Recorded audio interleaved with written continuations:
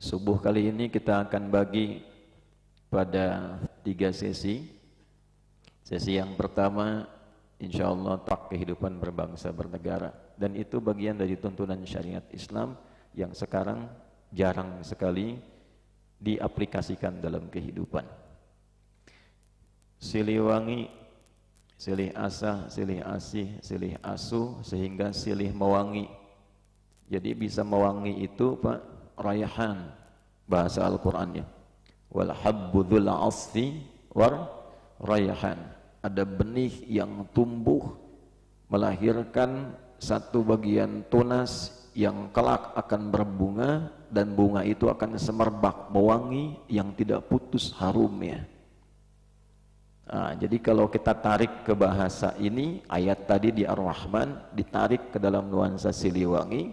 Jadi bagaimana caranya kemudian bisa di seluruh lapis kodam ini bisa menghasilkan bibit-bibit unggul, maung manusia unggul, yang dengan itu dari bibit tumbuh dari level prajurit sampai ke level pimpinan menjadi pucuk buah semerbak bagi NKRI yang kelak baunya, harumnya akan terus mewangi tanpa putus.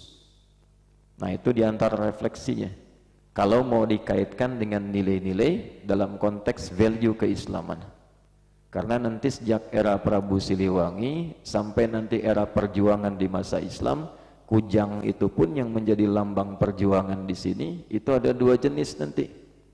Jenis pertama yang titik 3, jenis kedua yang titik 5. Ini bukan tafsir cocok logi ini, karena ini nyata, nanti bisa dibuka dalam sejarah. Nah, yang titik 5 itu desainnya seperti huruf sin. Ya, sin nanti ada 3 titiknya di atas 3, yang 2 menyertai 5-nya itu rukun Islam, sinnya itu syahadat, syak besar. Jadi setiap pejuang yang akan berjuang di Siliwangi itu diharapkan harum mewangi sampai wafat pun syahid di hadapan Allah. Jadi wanginya bukan cuma di dunia, sampai dibawa pulang. Nah, karena itu prajurit-prajurit yang muslim yang berjuang dengan itu ya, mesti punya nilai plus, meniatkan seluruh dedikasi dan tugasnya bukan hanya sebagai bagian dari abdi negara, tapi juga sabta marga yang ketiga itu sebagai kesatria yang meningkatkan takwanya kepada Allah Subhanahu wa taala, yang dengan takwa itu ia membela kebenaran, kejujuran dan keadilan. Nah, itu kalau bisa dilakukan dengan semua simbolisasi tadi, itu mewangi sampai kembali ke akhirat. Karena itulah nanti kalau Bapak ngaji di setiap Jumat malamnya kan yasinan untuk menguatkan mentalitas, spiritual, kekuatan fisikal, intelektual. Nanti paginya itu ada surat Al-Kahf.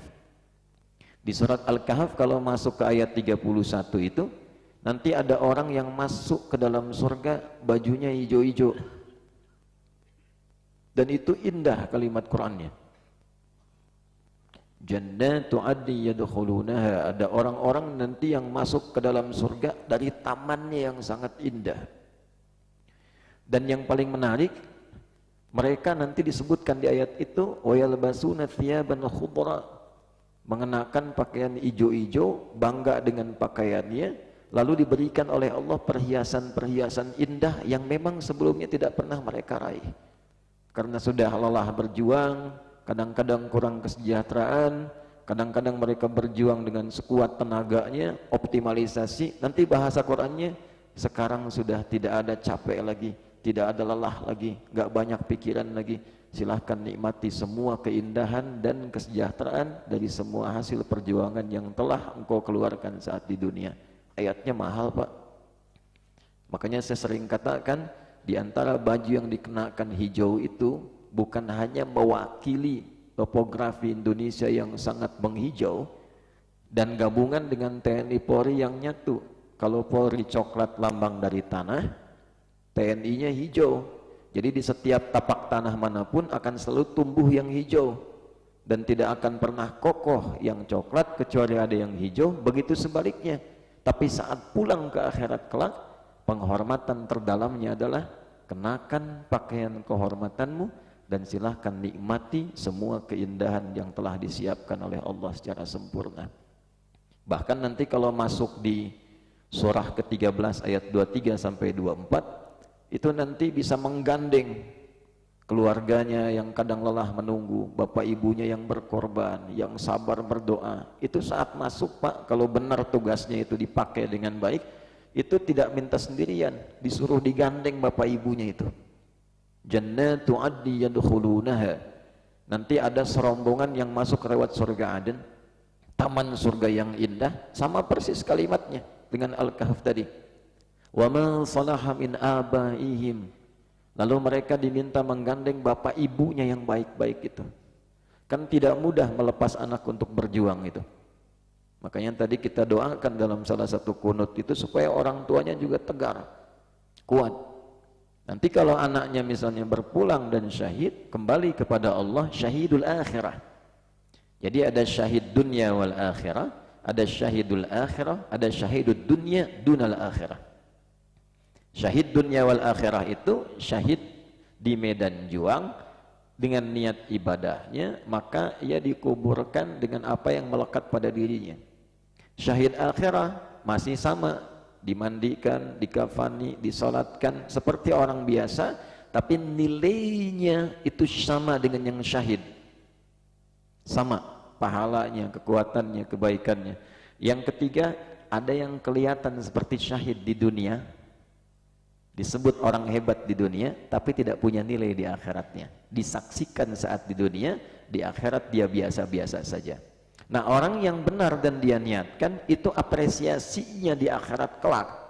Kata Allah, jangan langsung masuk, gandeng dulu bapakmu, gandeng dulu ibumu, wa azwajihim, gandeng dulu istrimu yang begitu tabah mendoakan, sabar mendidik di rumah sampai melepas keberangkatan suaminya berangkat berjuang, wa dzurriyyatihim, anak-anak bahkan cucumu. Loh, kalaupun melewati batas itu sampai purna, itu dihargai Pak oleh Quran. Begitu Allah memberikan penghargaan tinggi. Kalau cucu kan berarti levelnya naik ke atas, ya kan? Jadi kakek kalau satu, kalau cucu dua, kakek-kakek, ya kan? Naik ke atas, itu diminta keluarga besarnya digandeng. Jadi jangan dikira pakaian itu pakaian biasa, itu pakaian terhormat. Kemudian setelah itu apa? Wal malaikatu yadkhuluna alaihim min kulli bab. Malaikat diperintahkan, saking tingginya profesi dan pengabdian ini, semua malaikat di setiap penjaga pintu surga diperintahkan berbaris di setiap pintu surga untuk menyambut rombongan ini, dan dikatakan kepada mereka oleh malaikat, tolong catat kalimat ini nih para prajurit semua, salamun alaikum bima sabaratum. Selamat, Anda mendapatkan penghargaan yang tidak biasa di sini dan bisa masuk ke sini karena kesabaran Anda saat berjuang di dunia. Ini malaikat pun sudah tahu, memang bekal terbaiknya sabar itu Pak. Fa ni'ma uqbad dar, sekarang silahkan nikmati tempat terindah yang belum pernah dijamah, yang tidak pernah ada lagi lelah, capek, penat, banyak pikiran dalam perjuangan yang telah dilakukan saat di dunia.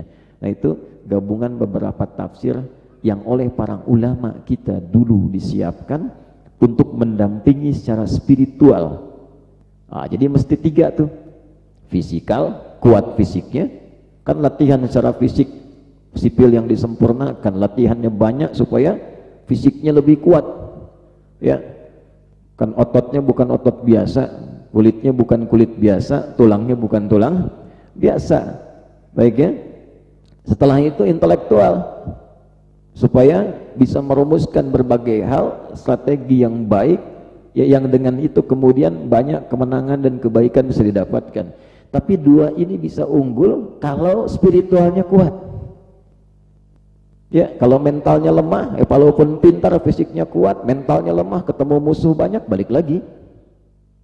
Nah, ini pendampingan ini ulama kita hebatnya telah menyiapkan dari dulu, sehingga tidak ada satupun prajurit berjuang kecuali ulama akan mendampingi sekalipun dengan doanya. Tiga bagian ini. Itulah sebabnya ada desain-desain kebaikan yang mudah-mudahan insya Allah menginspirasi dari pertemuan subuh kita kali ini, bisa menguatkan kemandirian negara kita, karena tiga unsur negara bisa dikatakan kuat. Itu ada di surat Al-Quraisy. Li'ilafi Quraisy ila fihim rihlatash shita was saif. Unsur pertama, falyabudu rabb hadzal bait. Dua, alladzi at'amahum min ju'. Tiga, wa amanahum min khauf. Karena kebiasaan orang Quraisy, apa kebiasaan mereka? Mereka ingin hidup sejahtera, ingin nyaman, ingin bagus, ingin tempat komunitas di mana mereka tinggal, bangsa mereka, negara mereka nyaman dan hebat. Maka kata Allah, bukan sekedar mesti bolak-balik merantau musim panas dan musim dingin. Ada yang pergi ke Yaman, ada yang pergi ke Syria, ke Syams, ya, sampai ke Palestina dan sebagainya, merantau untuk balik lagi cari penghidupan. Kata Allah, kalau ingin bangsamu kokoh, negaramu kokoh, rakyatmu sejahtera, tiga syaratnya. Falyabudu rabb hadzal bait. Satu, koneksikan dan kuatkan spiritualmu dengan Allah, sang penguasa semua alam sampai tempat mulia ini. Syarat utama. Kalau sudah dekat dengan Allah, akses dibuka semua. Yang menciptakan alam siapa? Allah. Yang punya kita siapa? Allah. Yang punya rizki siapa? Allah. Ketika Allah berkehendak, semua dibuka. Itu yang dimaksud Quran surah 7 ayat 96. Walau anna ahlal qura amanu wattaqau lafatahna alaihim barakatim minas sama' wal ard.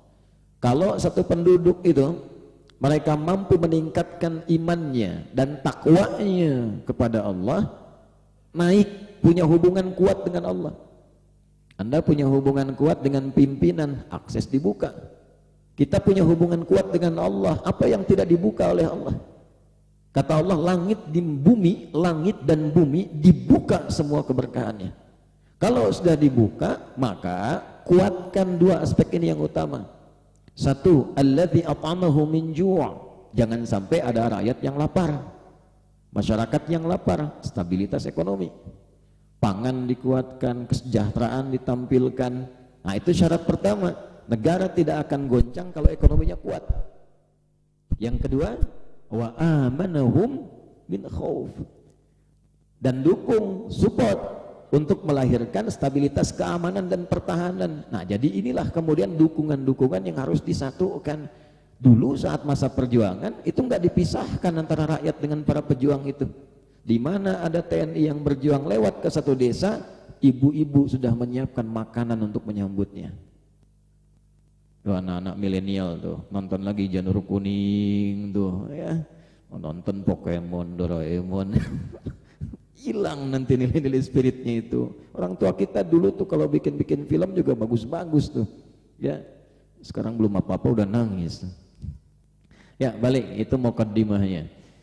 Pagi ini kita akan mengaji yang spesial di Ali Imran, Quran surah ketiga Ali Imran. Kita akan masuk dari ayat 146 ya sampai dengan ayat 148 kalau waktunya masih memungkinkan. Jadi ini nanti diurut dari 142-nya, am hasibtum an tadkhulul jannah, sampai nanti ke ayat-ayat perjuangan ketika masuk waqa'ayyin dengan zikirnya. Kenapa ini yang kita bahas? Karena memang satu, ayat ini saking dibutuhkan oleh setiap unsur yang hidup dalam konteks berbangsa dan bernegara, tapi jarang dikaji. Gitu. Yang kedua,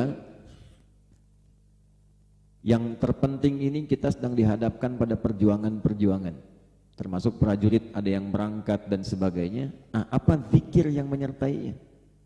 Jadi ternyata bukan hanya prajurit yang harus berjuang, rakyat pun yang tinggal dijaga keamanannya mesti menyertai, minimal nanti dengan zikir dan doa.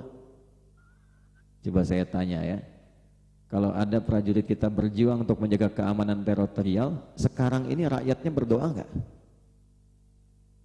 Ya kalau prajurit tahu kita tuh yang di Papua, yang di luar mereka didoakan, ya, dan sampai ke mereka, itu luar biasa kekuatan mentalnya, motivasinya. Dan dalam Quran bagi umat Islam itu sesuatu yang melekat, sudah otomatis, gak usah diajarin lagi. Kalau bisa tuh di setiap meeting pointnya disambut, didoain, dikasih support dan sebagainya. Karena itu tidak pernah ada orang berjuang kecuali Nabi mengumpulkan masyarakat dulu. Bukan hanya doa. Siapa yang punya kuda, support kuda. Siapa yang punya emas, support emas. Siapa yang punya makanan, support makanan. Dan itu yang terjadi dulu di zaman perjuangan. Sekarang hilang. Sekarang hilang. Nah, kalau sudah seperti itu, semua saling merasa sebagai saudara. Karena itulah kalau Anda main ke Mangkunegaran yang di Yogyakarta Jenderal Sudirman, itu selain ada makam, di depannya ada relief. Sudutnya 5. Dari mulai perenungan di bulan April, beliau merenung. Dari perenungan itu bagaimana membebaskan rakyat supaya sejahtera. Relief kedua, berjuang seadanya. Oh, ada yang bawa cangkul, ada yang bawa macam-macam, tombak, bambu runcing, keluar. Nanti alutsistanya relief ketiga nambah, berhasil nambah. Yang keempat gembira, semua berhasil berjuang. Relief kelima ternyata di luar dugaan. Itu makan bersama dengan rakyat. Prasmanan, bukan prasmanan ngambil barang-barang tuh pakai daun gitu sama semua. Itu spiritnya itu. Jadi kebersamaan itu tak pernah pisah. Nah itu kita ayatnya khatam. Bahkan Jenderal Sudirman pun tuh punya zikir khusus ketika berjuang dan itu ada di Sahih Al-Bukhari. Ya, nah ini yang jarang dipelajari juga. Sekarang kita masukkan itu sebagai kajian subuh kita untuk menambah wawasan. Kemudian kita tarik itu kepada nilai kehidupan kontekstual dan semoga Allah Subhanahu wa taala meridhai kita semua insyaallah. Ya, kita mulai sekarang. Oh iya. Ada yang pengen cepat dimulai baik-baik. Al-Baqarah 214 tantangannya, Ali Imran jawabannya 142. Kita masuk ke ayat 142 dulu baru urut ke topiknya. Bismillahirrahmanirrahim. Am hasibtum an tadkhulul jannata walamma ya'lamillahu alladhina jahadu minkum wa ya'lamas sabirin. Ada ayatnya? Baik. Nah, ini ayat umum dulu untuk semua. Am hasibtum an tadkhulul jannata. Apakah Anda duga begitu mudah untuk mendapatkan kesuksesan, anugerah tertinggi dalam kehidupan hingga surga di akhirat? Nah ini. Di jannah itu ada 2 arti. Arti dunia, arti akhirat. Akar katanya jannah ini seakar dengan kata al-jin.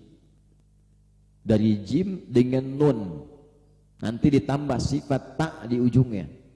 Setiap ada kata yang diawali dengan jim dan nun artinya sesuatu yang tersembunyi, tidak tampak. Karena itu kenapa jin disebut dengan jin? Karena memang fitrahnya tersembunyi. Dipasangkan oleh Quran jin, kalimat jin dengan ins. Ya ma'syaral jinni wal ins wa ma khalaqtul jinna wal ins. Nah ini pasangan tuh disebutkan 18 kali dalam Al-Quran. Itu maknanya langsung berlawanan. Paradoks. Jin punya 3 arti. Yang tersembunyi. 1. Ins lawannya yang tampak. Jin disebut jin karena sifatnya tersembunyi. Jadi kalau ada jin melakukan penampakan, itu tandanya jin sedang punya masalah. Dia keluar dari fitrah. Apalagi yang cari-cari penampakan jin. Nah, itu kurang sehat. Wah, dia. Sebaliknya ins itu manusia, disebut manusia ins karena tampak, kelihatan. Jadi kalau ada suami pulang ke rumah, Bu, sembunyi-sembunyi, ada pintu lewat jendela, buka handphone sembunyi-sembunyi sampai masuk kamar mandi, ini menunjukkan suami ibu sedang jadi atau ibu apa sedang jadi bergeser dari fitrahnya, Bu. Ya, karena fitrahnya itu nampak, berarti sedang punya masalah. Kita dari jauh tuh kalau sama-sama manusia dan kenal, itu umumnya itu nampak, senyum, kasih isyarat, itu artinya normal. Jadi kalau dari jauh kelihatan satu sudah sembunyi, berarti sedang punya masalah. Minimal sion ditagih hutang. Ya. Itu sederhananya begitu. Yang kedua, jin disebut jin itu kasar bawaannya. Ins lembut halus. Lembut halus. Karena itu tidak ada jin yang lembut. Sekalipun ada yang kemasukan jin, tidak akan pernah menjadi ramah, Bu. Mual aya dan kasurupan tiba-tiba dongkap ke Masjid Al-Ikhlas. Punten abdi bade ngiring ngaos. Sedang kesurupan, nggak mungkin itu. Ya, kalau tidak dia meracau, pasti dia akan mengacau. Sebaliknya, nah ini pelajaran moralnya. Manusia disebut ins karena bawaan dari lahirnya itu memang sudah lembut, baik. Karena itu terlahir dari rahim siapapun pasti kita menyayangi karena ada sifat kelembutan di dalamnya. Anak siapapun rasanya pengen gendong, lucu ya gitu. Terus belajar berdiri, tiba-tiba neneknya ngelihat pas bunga kesayangan nenek, begitu cucu berdiri jatuh pecah, nggak marah tuh nenek. Cucuku sudah bisa berdiri katanya. Tuh yang belum tahu mah nggak paham, itu iklan di tahun 90-an. Ada budak ayeuna mah tuh kumaha. Coba nontonnya dilihat lagi yang bermanfaat. Dulu orang bikin iklan tuh ada edukasinya. Cucuku sudah bisa berdiri, bukan potnya yang diambil, Bu. Cucunya yang dihargai. Sekarang ibu sekarang berbeda. Handphonenya yang dihargai, anaknya yang ditinggal. Coba ibu lihat. Kalau sedang pegang handphone anaknya nanya, kan yang dimarahin anaknya bukan handphonenya yang disimpan. Dulu tidak begitu. Potnya dibiarkan pecah, cucunya yang dihargai. Mama, alhamdulillah kakak sudah hatam ad-duha. Sebentar, mama sedang sibuk. Balik. Pertanyaan dasarnya dari Quran, engkau yang begitu lembut saat tumbuh, yang begitu diberikan penghargaan tinggi dengan sifat mulia. Walaqad karramna bani Adam. Quran surah 17 ayat 70. Kenapa tumbuh kemudian jadi kasar? Lisan kok bisa pandai mencela, bisa pandai untuk bisa menjatuhkan, melangkah kaki ke tempat yang tidak baik, yang semula diciptakan dalam keadaan baik. Itulah sebabnya kenapa muncul haram dari kata hurmah. Hormat itu dari bahasa Arab, seakar dengan kata hurmah asalnya. Hukum turunannya haram. Haram itu datang menjadi hukum bukan ingin membatasi perilaku kita, tapi menjaga kehormatan kita supaya tetap baik. Kenapa dilarang korupsi? Karena ketika seseorang melakukan perbuatan itu, kehormatannya jatuh di hadapan Allah, hancur di hadapan manusia. Kenapa haram untuk mencela? Karena ketika seseorang mencela itu pasti kehormatannya jatuh. Kalau nggak percaya nanti Pak Kasdam ini sambutan, celak Pak semua Pak tuh. Ya pasti Bapak akan dianggap rendah di hadapan manusia. Kenapa? Karena ada nilai-nilai yang tidak seharusnya keluar. Itu maksudnya. Nah jadi kemanusiaan kita kadang-kadang sebelum keimanan, kemanusiaan pun dipertanyakan. Bayi itu begitu disayang, seluruh dunia melindungi, sampai anak-anak tuh dilindungi. Lihat sampai piagam PBB, dalam suasana perang pun anak-anak diselamatkan. Jadi kalau ada orang sekarang belum lahir sudah dieksekusi ibu yang hamil, yang tengah mengandung, bayi-bayi yang habis, sedunia pasti marah. Kenapa? Karena melanggar fitrah. Itu yang terjadi kemudian dalam konteks kehidupan global kita sekarang di Palestina dan sebagainya. Yang ketiga, harmoni. Jin itu tidak harmoni. Ins itu harmoni. Rukun, padu, baik. Karena itulah ketika Islam datang, Islam menyatukan, merukunkan. Wa'tasimu bihablillahi jami'an wala tafarraqu. Turun ayat, kalian mesti bersatu, jangan terpecah belah, jangan terprovokasi, jangan ribut, rukunkan kehidupan kalian. Dulu jahiliyah kalian pecah, setelah hilang jahiliyah datang Islam, kalian menyatu. Yang tadinya memaki jadi mencintai, yang memukul jadi merangkul. Jadi kalau jadi orang Islam itu pasti bersatu, pasti menyatu, pasti rukun. Kalau ada orang mengaku muslim tidak senang dengan kerukunan, itu pasti dipertanyakan keislamannya. Jadi kalau ada konteks kerukunan beragama, orang Islam tuh gak harus diajarin, karena Qurannya sedang ngajak rukun. Nah ini yang harus diviralkan, materi-materi ini harus dibahas. Jadi harus bangga jadi seorang muslim, muslim wa tasyiwa. Saya muslim, abdi muslim, tapi bukan hanya di lisan. Quran menuntut masuk ke hati jadi perilaku. Sebab segala sesuatu kalau sudah masuk ke hati, tampak perilakunya akan beda. Ibu menyayangi anak dari hati, bukan dari lisan. Perhatian ke anaknya pasti beda. Kita mengaku muslim dengan hatinya, bukan hanya dengan lisannya, pasti perilakunya beda. Cara melihatnya beda, cara mendengarnya beda, cara bicaranya beda. Apalagi ketika mengaku sudah beriman, itu dari ujung kepala sampai ujung kaki diatur. Qul lil mu'minina yaghuddu min absarihim. Katakan pada laki-laki yang merasa beriman, imannya akan menuntun pandangannya. Iman itu masuk ke hati jadi cahaya nur. Ayat mata tembus ke mata, dibimbing matanya. Begini cara melihat yang baik. Jadi kalau kata imannya tidak baik, itu otomatis walaupun nggak hafal ayat tapi mengaku beriman, itu matanya akan dibimbing untuk dipalingkan. Palingkan, jangan lihat. Makanya standar pandangan iman dengan yang belum beriman beda. Bagi yang belum beriman, batasannya tipis, semua bisa dilihat. Tapi bagi yang beriman, tidak semua bisa dilihat. Coba gini ya, yang muda laki-laki keluar dari masjid, lihat yang lari tuh. Oh, belum apa-apa udah ketawa tuh. Ayo siang aku. Lihat apa tadi? Ya. Nah ini kalau matanya beriman, sensornya tinggi. Begitu lewat, lihat langsung berpaling. Paling. Kata imannya gak boleh dilihat. Dari mata turun ke ujung, langsung ke hati aja. Langsung ke hati aja. Ini ke mulut. Ya. Mulutnya dibimbing pakai iman juga. Al-Hujurat ayat 11. Ya ayyuhalladzina amanu la yasraqu minkum la yaghtab ba'dukum ba'dha. Hei orang-orang yang merasa beriman, jaga lisanmu dengan imanmu. Jangan mencela, jangan merendahkan, jangan bikin hoax, jangan bergibah. Jadi begitu yang terpandang itu terlarang, ada koneksi dengan lisan, bisa langsung istighfar. Dia paling astagfirullahaladzim. Pakas dam keluar, begitu lihat, wih, astagfirullah. Tapi nggak paling itu astagfirullah. Kadang-kadang ada juga Pak gitu. Kenapa nggak berpaling? Kan kata Nabi pandangan pertama itu masih diizinkan. Iya, tapi telila-lila atau EQM.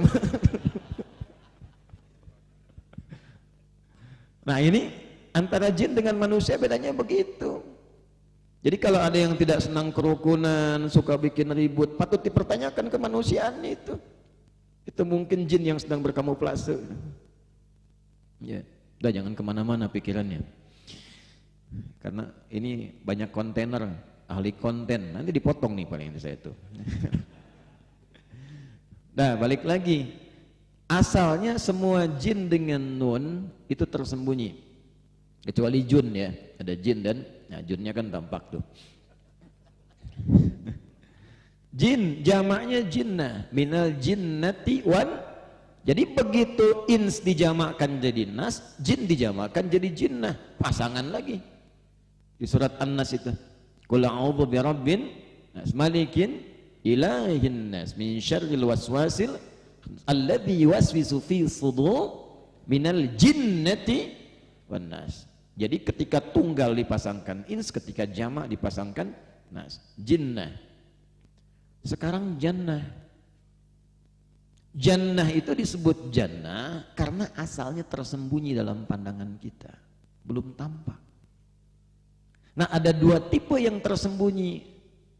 Kalau menggunakan harakat fathah, jim dan nunnya, jannah pakai sifat ta, jimnya fathah, nunnya fathah, baru ujungnya pakai sifat ta, nanti dibaca dengan sukun harakat apapun. Nah sekarang fokus, kalau dia menjadi fathah maka jadi positif semua maknanya. Sesuatu yang tersembunyi belum tampak tapi semua sifatnya positif, sehingga ada ulama yang mengartikan kesuksesan tertinggi yang belum tampak di hadapan. Kalau di dunia itu kembali kepada aktivitas pekerjaannya. Di militer apa puncak kesuksesannya? Prajurit pengen jadi jenderal, kan belum tampak di hadapannya. Bagaimana cara meraihnya? Ini yang sedang kuliah pengen IPK 4, pengen sukses wisuda, belum tampak di hadapannya. Bagaimana cara meraihnya? Puncak tertingginya saat kembali ke akhirat kita pun pengen sukses. Kenapa jannah disebut dengan surga, surga disebut dengan jannah? Karena saat ini belum tampak di hadapan kita. Sekarang pertanyaannya, perhatikan kalimat di dalam Al-Quran. Am hasibtum an tadkhulul jannata. Apa Anda merasa begitu mudah ingin sukses sementara itu belum diraih? Nah, jadi kalau kita bawa ini termasuk ayat tentang manajemen sukses dalam kehidupan. Kalau sukses itu caranya bagaimana? Dan ini akan jadi standar. Bahkan di antara materinya ada yang digunakan dalam training sekarang ini, di perusahaan, di berbagai tempat dan sebagainya. Ayat ini ayat paling standar. Walamma ya'lamillahu alladhina jahadu minkum wa ya'lamas sabirin. Sementara belum diketahui pada diri Anda, belum dibuktikan, belum tampak di hadapan Allah dari diri kita itu dua hal. Jadi kunci sukses itu ada berapa? Dua. Yang satu, jahadu minkum, keseriusan, kesungguhan.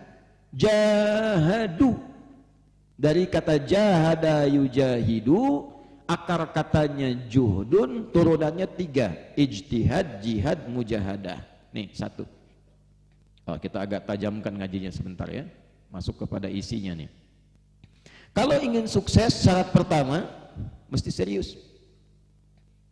Nah, jadi kalau kuliah yang serius, belajar yang serius, jangan cuman masuk ke kelas duduk paling belakang, ya, duduk di kelas bangku deretan belakang, ya, di dalam kelas penuh dengan obrolan, ya, jadi cuman masuk ke dalam kelas duduknya paling belakang, nggak pernah nanya, nunggu ujian pinjam catatan teman, ya, nggak akan sukses yang begitu. Walaupun memang ada bakat pintar, terutama orang Indonesia. Saya pernah disoal sama orang Afrika waktu di Tripoli. Dulu saya dipercaya jadi amin khutbah, pemimpin para khatib yang ada di sana. Jadi kalau orang mau khutbah itu mesti minta izin sama saya. Nanti berikan makalahnya, apa yang mau dibacakan dalam khutbah. Ada orang Afrika datang, Syekh wallahi, Indonesia katanya teman saya. Orang Indonesia nih, kawan saya nih katanya, masalah. Mabika, kenapa saya bilang? Wallahi ini dari imtihan. Kita ini mau ujian. Sebulan mau ujian, saya belajar ngapalin. Besoknya mau ujian, si fulan Indonesia tuh pinjem catatan saya. Nilai keluar. Saya 7,5, dia 8. Saya bilang kamu belum tahu sistem SKS. Sistem kebut. Sekarang ada yang sejam. Bakatnya memang tinggi, tapi ilmunya nanti sesuai SKS-nya aja. Habis SKS, habis ilmunya. Jadi hanya untuk ujian. Selesai ujian hilang ilmunya. Coba mahasiswa sekarang tanya tuh yang dipelajari selama kuliah, masih ingat nggak? Nah, orang Islam tuh nggak begitu. Masuk dengan keluar pasti beda. Sungguh-sungguh serius, ambil jurusan apa serius, sungguh-sungguh tekuni sampai paham. Lihat tafaqquhu fiddin, Quran surah 9 ayat 122. Orang Islam tuh kalau belajar sampai mengerti, paham, baru keluar kelas. Tak tahu, tanya, sebelum masuk baca. Itu yang dipakai. Nanti kualitasnya akan beda. Nah, ini kesungguhan, keseriusan. Prajurit juga sama, mau pilih apa nih? Di infanteri, di kavaleri misalnya, ya, di armet, di macam-macam. Kalau sudah pilih, sungguh-sungguh, cintai, seriusi. Nah, keseriusannya itu, kesungguhannya dibagi 3 bagian. Tenang, ini baru pengantar nih. 1, ada yang disebut ijtihad. Apa namanya? Ijtihad. Kesungguhan merencanakan, membuat planning. Tuh. Yang kuliah mau selesai kapan? Mau nikah kapan? Nata waktu gimana? Jadi sebelum kita masuk itu rencanakan dulu. Kalau perlu mau ke kampus mana, survei dulu, mitigasi. Ruang kelas ke masjid itu berapa jaraknya, ke perpustakaan berapa tingkat, ada berapa jenis referensi. Saya mau ke luar negeri, kampusnya mana, saya minta dari sana kakak kelas tolong kirimkan kurikulumnya yang akan saya pelajari. Saya masuk ke sana, pertama masuk yang saya masuki apa? Datang masjid, masjid ke asrama jaraknya berapa? Ke perpustakaan, perpustakaan ada 4 ruangan, 2 tingkat. Ruang pertama apa? 2 apa? 3 apa? 4 apa? Bukunya di mana? Sebelum masuk, kita punya pemetaan. Dan hebatnya orang Islam itu setiap hari diajarkan oleh Allah dari mulai bangun tidur untuk punya planning kehidupan setidaknya di hari itu. Dan namanya dilekatkan pada nama sholat yang kita tunaikan pertama kali saat bangun. Sholat apa namanya? Subuh. Apa artinya subuh? Subuh itu apa? Tuh, tiap hari sholat subuh tapi nggak tahu subuh. Di Quran itu diajarkan jangan sampai kita mengerjakan sesuatu dan tidak tahu apa yang kita kerjakan. Subuh itu dari kata asbah. Quran surah 81 ayat 18, was-subhi idza tanaffas. Asbah itu artinya rencana yang optimal yang sudah disiapkan untuk dieksekusi. Jadi kalau orang Arab tanya begini, kaifa asbahta? Bagaimana kabarmu pagi ini? Ada rencana apa yang kamu kerjakan saat ini? Kalau kaifa haluk, itu masih umum. Kaifa halak? Alhamdulillah nabi khair. Umum. Tapi kalau sudah kaifa asbahtum, bagaimana kabarmu di pagi ini, di awal pagi ini, itu artinya bukan sekedar kabar. Pekerjaan bagaimana, rencana bagaimana, kegiatan bagaimana. Allah bersumpah dalam Al-Quran, was-subhi, demi waktu subuh awal kehidupan, idza tanaffas, saat nafas mulai keluar pertama kali, sudah siap kita untuk merencanakan kegiatan apa yang akan dilakukan. Karena itu pancaran pertamanya dari sinar matahari disebut fajar. Matahari sudah aktivitas membawa manfaat, membelah kegelapan malam, memberikan sinar. Tumbuhan baru keluar subuh, subuh itu sudah memberikan manfaat. Karbon dioksida ditarik, oksigen muncul. Saya waktu di Utrecht, tahu Utrecht? Tuh lampu merah sanoan dikit tuh. Utrecht itu di Belanda, dikasih tempat di area taman hutan yang terasa betul udaranya. Saya ingin buktikan ayat ini kebenarannya sampai ke Belanda. Sebelum subuh saya keluar, tipis, itu masih karbon dioksida, nggak terlalu segar. Begitu masuk waktu subuh, berubah, segarnya luar biasa. Jadi Anda bisa bayangkan, maaf sekali, hewan muncul subuh, ayam aja udah ibadah, berkokok keluar memberikan pengingat kepada kita. Hewan memberikan sikap positif, matahari memberikan kontribusi positif, tumbuhan sudah punya planning yang baik dari awal bangun. Nah kita yang dihisab, apa yang kita siapkan dari sejak bangun? Nah jadi jangan sampai ada orang Islam bangun dari tidur nggak tahu apa yang mau dikerjakan di hari itu. Nanti dari mana kita bisa mendapatkan tafsirannya? Kita baca di hadisnya.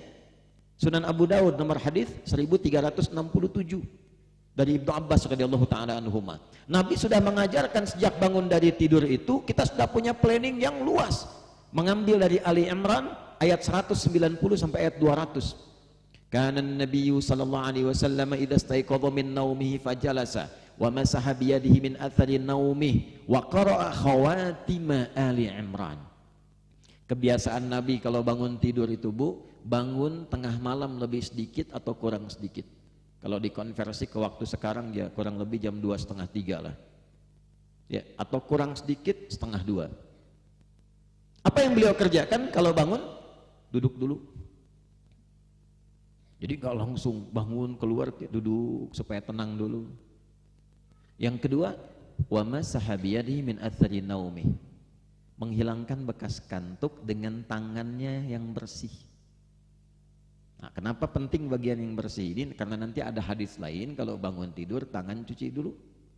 Karena Anda tidak tahu kemana tangan itu berkelana saat tidur. Ya, bersihkan dulu. Nah, dengan tangan yang bersih, ngantuk dihilangkan dulu. Jadi nggak langsung berdoa. Karena berdoa saat ngantuk itu tidak teresap kepada jiwa. Bangunnya memang jam 3, masih ngantuk. Alhamdulillah ahyana amatana. Pas sadar jam 5. Tak amatananya itu 2 jam dah. Amatana jam 5. Hilangin dulu bekas ngantuknya. Nanti saat kantuknya sudah hilang, baru kita berdoa. Di antara iringan doa itu adalah persiapan rencana. Apa isiannya? Ali Imran tadi ayat 190 sampai 200. Inna fi khalqis samawati wal ardi wa ikhtilafil laili wan nahari la ayatil liulil albab. Ulul albab itu yang paham esensi sesuatu. Kita mengerti hidup itu untuk apa, berjuang untuk apa. Kenapa kuliah di sini? Karena tahu itu ulul albab. Jadi orang yang tahu hidup itu, dia mengerti mengisi waktu dalam kehidupan, dia siapkan sebelum itu dilakukan. Itu orang yang paham hidup. Ya. Jadi bukan engke kumaha, bukan kumaha engke kumaha. Ya, bukan bagaimana nanti bagaimana, disiapkan. Itu dari sebelum bangun tuh, siap-siap. Begitu kemudian sudah siap rencana, dibawalah dalam sholat. Supaya apa? Minta kepada Allah dimudahkan rencana itu, diberi petunjuk, datang lewat sholat, sujud kita minta, asalnya begitu. Makanya para sahabat dari manapun akan beraktivitas, subuhan dulu, ke masjid dulu, doa, minta kepada Allah, lancarkan kalau bisnis lancar, kalau belajar mudah, kalau berjuang nyaman. Tidak ada orang Islam yang bangun dari tidur, beraktivitas, yang masih bingung, jam 7 mau apa, jam 8 ada di mana, jam 9 ngapain, itu mesti lengkap, hari-harinya jelas. Jadi nggak ada yang dikira-kira. Kukira hari Rabu ternyata hari Minggu. Kukira kau menunggu ternyata cari yang aduh pusing tuh. Pusing. Halo? Nah jadi kadinya tuh. Nah ini satu merencanakan. Jadi kalau pengen sukses tuh punya rencana. Kapan wisuda? Oh. Ya? Kapan jadi jenderal? Siapkan dari sekarang. Prajurit hebat itu butuh perencanaan dari sekarang, siapkan. Saya akan mengisi posisi ini. Jalurnya begini, ini seperti ini, yang dibutuhkan ini. Dari sekarang disiapkan. Kapan sesko? Ya, kapan begini, kapan begitu, itu disiapkan, itu ijtihad namanya. Kalau sudah disusun, dieksekusi.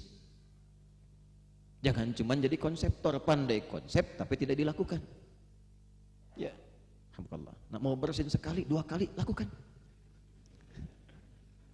Alhamdulillah. Gak apa-apa, terusin. Kalau ini jangan ditahan. Nah, kebanyakan orang banyak konsep tapi nggak dikerjakan. Yang kedua mesti seimbang. Ini planningnya, eksekusi, jangan diamkan. Nah, kesungguhan untuk memperjuangkan itu secara fisik itu disebut dengan jihad namanya. Peluangnya apa? Saya mau ke sini, harus ujiannya ini, pengen masuk ke ITB, pengen ke UI, pengen ke UGM, pengen ke ini. Itu kan ijtihadnya. Bagaimana jihadnya? Siapkan, ikuti tesnya, ikhtiarkan dengan fisik kita, datang di awal waktu, itulah jihad. Jihad itu kesungguhan fisik untuk mengeksekusi setiap rencana yang telah kita siapkan. Jadi jihad bukan menyakiti orang. Ya. Kenapa para pejuang militer kita disebut berjihad? Karena mereka banyak secara fisik berjuangnya ketika keluar. Asalnya untuk mempertahankan. Banyak yang dipertahankan itu. Ya, harta kita dibawa dipertahankan. Iman kita diganggu dipertahankan. Negara kita diganggu dipertahankan, itu jihad. Karena itu ketika penjajah datang, ya, Mbah Hashim Hadatul Syekh itu membuat resolusi jihad, disebutnya jihad, bukan resolusi ijtihad. Semesta keluar semua untuk berjuang. Barang-barang gabung semuanya, itu jihad. Awas, hati-hati ya, ini penting saya sampaikan karena Nabi memberi isyarat ada yang akan membelokkan makna jihad di kemudian hari, sehingga alih-alih mendapat pahala banyak mengumpulkan dosa. Itu ada di hadis Muslim tuh, riwayat sahabat Abu Hurairah. Nanti pulang ke akhirat itu jadi nestapa, bukan senang bahagia. Nestapa itu, jadi kalau bahasa Rusianya mah siling salahkeun kan. Gara-gara maneh cina, oh orang maneh nana milu. Itu ada di Quran tuh. Ya. Itu ada, nanti dengan setan saling berbantah-bantah itu. Yang paling menarik apa? Ya'ti yaumal qiyamati bi salatin. Ada orang datang di hari kiamat dengan salatnya yang banyak dia tunaikan. Bukan cuma salat fardu, salat sunnah dia kerjakan. Wasiyamin, puasanya rajin. Wa zakatin, dia siapkan zakat. Tapi sayang, ya'ti qad syatama hadza. Ternyata dia pun suka mencela. Jadi akan ada orang ditemukan kelihatan rajin sholat, hafal dalil, tapi lisannya pun sibuk mencela orang. Wasyatama hadza, gemar menuduh, ribut aja. Baca Quran belum benar, bacaan orang lain dikoreksi. Nah, rame itu. Ya. Wa qadzafa hadza, menuduh. Wa daraba hadza, senangnya berkelahi, ribut. Kalau tidak ketemu offline, online. Enggak, kalau nggak ketemu offline, online, saling perang status. Nggak nyangka ya dia begitu. Ah, nyangka kah katanya. Orang yang bilang tidak nyangka, nyangka. Oh itu, nggak nyangka ya, nyangka itu teh. Hati-hati itu, main status. Nah, kan sebetulnya status itu bukan statusnya yang penting, komennya yang ditungguin. Sok saya tahu. Nah itu tuh kalau nggak ada offline, online, baliknya ke situ. Ya, jadi repot tuh. Nanti ada hadis lain tentang percepatan digital itu. Akan ada satu masa percepatan digital tinggi, tandanya taqarrubul aswaq, pasar mudah diakses. Itu hadis sahih. Jadi kalau dulu ibu berangkat ya ke Kosambi kemana ya, itu naik ojek, naik angkot, sekarang klik datang barangnya. Wa taqarrubuz zaman, waktunya cepat. Setahun kayak sebulan, sebulan kayak sepekan, sepekan kayak sehari, sehari kayak sekilatan. Itu hadis sahih. Rasanya baru kemarin, sekarang ketemu lagi. Itu hadis sahih. Nah, saat yang sama yantashirul kadzib tantashirul fitan. Masalahnya lebih kompleks, manipulasinya banyak, sulit membedakan yang salah dengan yang benar, fitnahnya makin banyak. Kenapa? Karena yang tadinya offline berubah jadi online. Nipu dulu offline, sekarang online. Tuh, judi dulu offline, sekarang online, dan makin kompleks. Saya lihat makin repot nih, karena Zeus pun sudah berjudi itu. Repot tuh. Aduh, saya mau nengok pesantren ke Banten, saya lihat tuh Spiderman udah ngemis tuh. Udah balik lagi. Nah puncaknya apa kaitan dengan tadi kita jihad itu? Wasafakad dima. Wasafakadama hadza, dan ada yang menumpahkan darah di dalamnya, menyebut dia nama-nama, teriak syiar, Allahu Akbar, tembak, Allahu Akbar, bom ini. Cuman bukan pada tempatnya. Hati-hati itu. Ikut pengajian suruh ngebom ini, nyebut jihad, nah ini bahaya itu, hati-hati itu. Itu bukan bagian dari tanda kebenaran, ada standarnya, dan nggak boleh itu tiba-tiba langsung begitu keluar, nggak ada standar. Gimana sesuatu disebut jihad dalam perjuangan itu ada standarnya. Itu tentara kita yang keluar benar-benar jihad nggak disebut mujahid, ini yang meledakkan sana sini disebut pejuang. Itu pulangnya nestapa. Lihat nih, tu'khadhu hadza min hasanati wa hadza min hasanati. Kalau ada orang sholat, baru selesai sholat sudah mencela orang, itu pahala sholatnya diberikan pada yang dicela. Hilang. Ya. Ini kadang belum sholat sudah mencela. Saya imamna etan, panjang ya. Mentang-mentang baru lulus teh imam teh cenah Yasin, Baqarahan, ya. Nengok. Makanya imam juga mesti bijak. Sebelum dia mimpin lihat dulu ke belakang. Ya, nggak boleh langsung formalitas. Istau. Mau menjawab sudah tahu. Lihat dulu. Wajah itu kan banyak. Oh ini wajah penghafal Quran, wajah Baqarah, An-Nisa. Ada yang tidak kuat berdiri lama. Oh ini pojok kanan, ikhlas mau sholat. Nah kesimpulannya ambil jalur pertengahan, Al-Kautsar. Ya. Pendek. Nah gitu. Yang paling tinggi itu begitu. Kalau ada tiba-tiba nekat, tidak pada tempatnya, bom, ledakan ini. Orang yang sengaja melakukan tindakan pembunuhan, ada korban jiwa, apalagi beriman, itu bahasa Qur'annya seakan pesan kafling di neraka jahanam. An-Nisa tuh coba, begitu masuk ke ayat 94, wa may yaqtul mu'minan muta'ammida, siapa yang sengaja merencanakan pembunuhan. Ada korban satu aja, apalagi dia beriman. Fajazauhu jahannam, maka seakan ia pesan kapling di neraka jahanam. Khalidan fiha, 2, kekal di dalamnya. 3, wa ghadiballahu alaihi, dimurkai oleh Allah.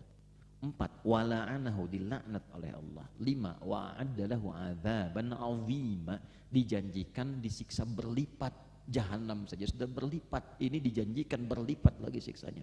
5. Mesti hati-hati itu.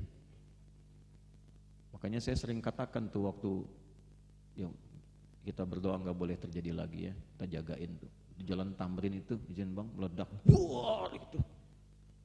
Habis itu di Lampung, tuh rete jamaah tenaros, jamaah bertanya satu, Ustaz, apakah di Jalan Tamrin itu termasuk jihad fisabilillah? Katanya.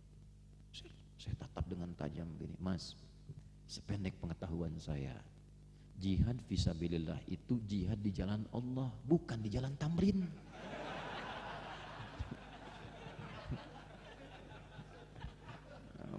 Mesti hati-hati itu ya doktrin. Tapi kalau Nabi sebutkan dulu pasti kejadian itu. Ya, Nabi kan petunjuk dari Allah itu. Kayak kalau ada yang aneh-aneh itu tinggalkan. Konsisten saja kita arahkannya pada yang baik. Asalnya jihad itu perjuangan fisik untuk menyiapkan apa yang telah kita rencanakan dalam aspek yang positif. Dalam konteks militer, mempertahankan dari segala sesuatu yang bisa merusak. Jadi bukan destruktif sifatnya, bukan ingin merusak, bukan ingin menghantam, tidak, mempertahankan sesuai dengan aspek resikonya. Kalau serangan begini, begini caranya, kalau ini begini, begini planningnya. Itu dasarnya. Nanti kita turunkan. Ketiga, mujahadah, ini yang tidak mudah. Jadi ijtihad ada aturannya, jihad ada aturannya, kemudian mujahadah. Nanti ketiganya ini akan dirinci di Quran. Mujahadah itu perjuangan melawan keadaan emosional kita. Saya pengen lulus dari ITB. Saya pengen lulus dari Unpad. Saya pengen lulus dari bla bla bla. Kapan saya lulus? Mesti 3,5 tahun. Fakultasnya ini, jurusannya ini, kosannya di sini. Disiapkan berangkat kuliah. Saat berangkat cuaca cerah. Saat hujan masih semangat gak? Jangan jauh-jauh kuliah nih. Sekarang kita mau datang subuhan, udah mau berangkat siap-siap, cerah biasa keluar. Tiba-tiba gerimis bu. Tuh, Bapak kalau gerimis jadi berangkat gak? Perjuangannya bukan hanya fisikal, perjuangan melawan gejolak hati kita. Berangkat enggak? Gerimis. Belum berangkat, istri tanya, Pak, kenapa belum berangkat? Hujan, kan cuman gerimis. Takut riak. Oh, takut riak. Ayah gitu, takut riak katanya. Kayak payung. Nanti detail tantangannya ada di Al-Baqarah ayat 214. Ini unik, ini bukan cocok logi. Ada memang secara numerik itu ayat-ayat tertentu yang secara penomoran itu menarik. Tantangannya Al-Baqarah 214 di bawah kanan. Solusinya Ali Imran 3142. Duanya pindah ke belakang. Jadi kalau kita bisa mengamalkan yang Ali Imran, tantangan ini lewat. Prajurit juga demikian, abdi negara demikian, dari yang kecil-kecil, wadhara sudah mulai mengganggu secara fisik. Tuh, saya langsung masuk ke detail ya, kalau diurai satu-satu nanti kita agak lambat. Ya, jadi saya gambarkan suasananya, ini ayat turunnya itu saat akan persiapan dan tragedi serta keadaan yang terjadi dalam perang Uhud. Letaknya di Madinah. Peristiwanya terjadi pada tahun ketiga Hijrah. Kalau dikonversi ke Masehi, tanggalnya 23 di bulan Maret. 625 Masehi. Lokasinya kurang lebih 5 mil dari Masjid Nabawi sekarang. Ya. Mudah-mudahan yang belum umrah haji bisa disegerakan insyaallah ya. Baik. Nah, nabung tidak cukup dengan amin, nabung. Siapin dari sekarang. Lah amin itu ya ongkosnya mah hese tuh. Ya, amin. Dah minimal ikhtiar. 5 mil jaraknya. Nah, ini menarik, jarak dari Masjid Nabawi 5 mil, bentangan medannya 5 mil, ketinggian bukitnya itu kurang lebih 1000 mdpl lah. kurang lebih 1000. Yang menarik suasana Uhud ini, perjuangan di Uhud ini ada latar belakang. Yang latar belakang ini nanti bisa jadi pelajaran besar. Nanti mungkin satu saat kalau ada satu khusus sesi tertentu, ini khusus dah di TNI, nanti kita bisa sharing gitu. Ya, karena nanti ada kaitan-kaitan dengan aspek-aspek lain. Di situ nanti ada militer itu ada terkait dengan satu dari mulai persiapan, antisipasi mental kalau prajurit desersi itu gimana dari awal disiapkannya. Kemudian memetakan kekuatan musuh, mengatur strategi, zikirnya apa, sampai keadaan yang mungkin terjadi bagaimana. Nah, latar belakangnya ada 2. Jadi memang seringkali terjadi perang itu motifnya 2. 1 karena faktor ekonomi, karena kecenderungan orang itu lapar dan sebagainya, bisa keluar tuh puncak tertingginya melakukan tindakan-tindakan yang tidak pantas. Kedua, kalau bukan faktor ekonomi dan lapar, itu keserakahan dari nafsu. Ingin punya wilayah begini, ingin menaklukkan ini, ingin begini. Nah, itu 2 faktor itu saja. Nah, ini yang terjadi dalam pelajaran perang Uhud. Dari pihak Quraisy yang ada di Mekah, faktor keserakahan tinggi. Karena merasa ditaklukkan dalam perang Badar. Perang Badar mereka kalah lawan pasukan yang seadanya, bukan ahli perang, orang-orang biasa, kalah kurang lebih 300 lawan 1000. Ada yang merinci 313 lawan 1000, kalah yang 1000. Dan pemimpin pasukan yang hebatnya dikalahkan dari yang 300 ini, menang lawan yang 1000. Direncanakan dengan lebih spesifik, mereka tidak main-main lagi, maka disiapkan revenge. Kita harus taklukkan, gak boleh kalah, kehormatan nih, taklukkan sampai ke Madinah, kurang lebih 400 kilo dari Mekah Al-Mukarramah. Maka apa yang terjadi? Mereka menyiapkan lebih serius, digandakan 3 kali lipat, dari 1000 jadi 3000. Dipilih panglima militernya, ya, itu orang yang paling hebat jenderal perang di zamannya, Khalid bin Walid. Pemimpin berkudanya anak Abu Jahal, Ikrimah bin Abu Jahal. Itu bukan sembarangan, kavalerinya itu ahli betul dalam kuda. Disiapkan 3000, 2800-nya infanteri, 200-nya kavaleri. Kudanya pun bukan kuda biasa, yang mimpinnya pun ahli strategi, yang tidak pernah kalah rekornya, 100% selalu menang, Khalid bin Walid. Dan ahli kuda luar biasa, Ikrimah itu. Ya. Dan dua-duanya hebatnya nanti masuk Islam. Nanti ada profesor, Pak, nanti kapan lah secara internal bisa belajar, ada profesor dari luar negeri itu mengkaji tentang Khalid dan kejeniusan strategi militernya. Bapak kalau yang ini pasti pernah tahu itu sampai dikaji itu, karena nggak pernah kalah, pedangnya utuh sampai beliau meninggal di pembaringan itu. Ya, nah saya balik dulu. Kemudian disiapkan sampai salah satu yang menyertai di antara provokatornya ada yang perempuan. Hindun itu yang kelak nanti membedah dadanya Sayyidina Hamzah dan mengunyah hatinya itu, ya.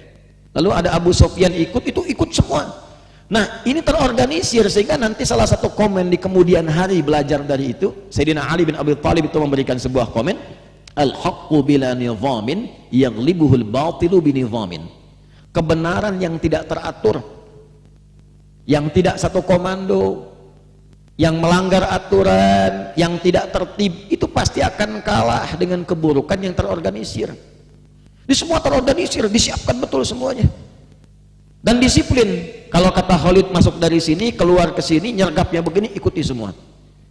Nah, Nabi belajar dari pengalaman yang perang Badar, menyiapkan jumlah pasukan lebih banyak, 3 kali lipat juga, 1000.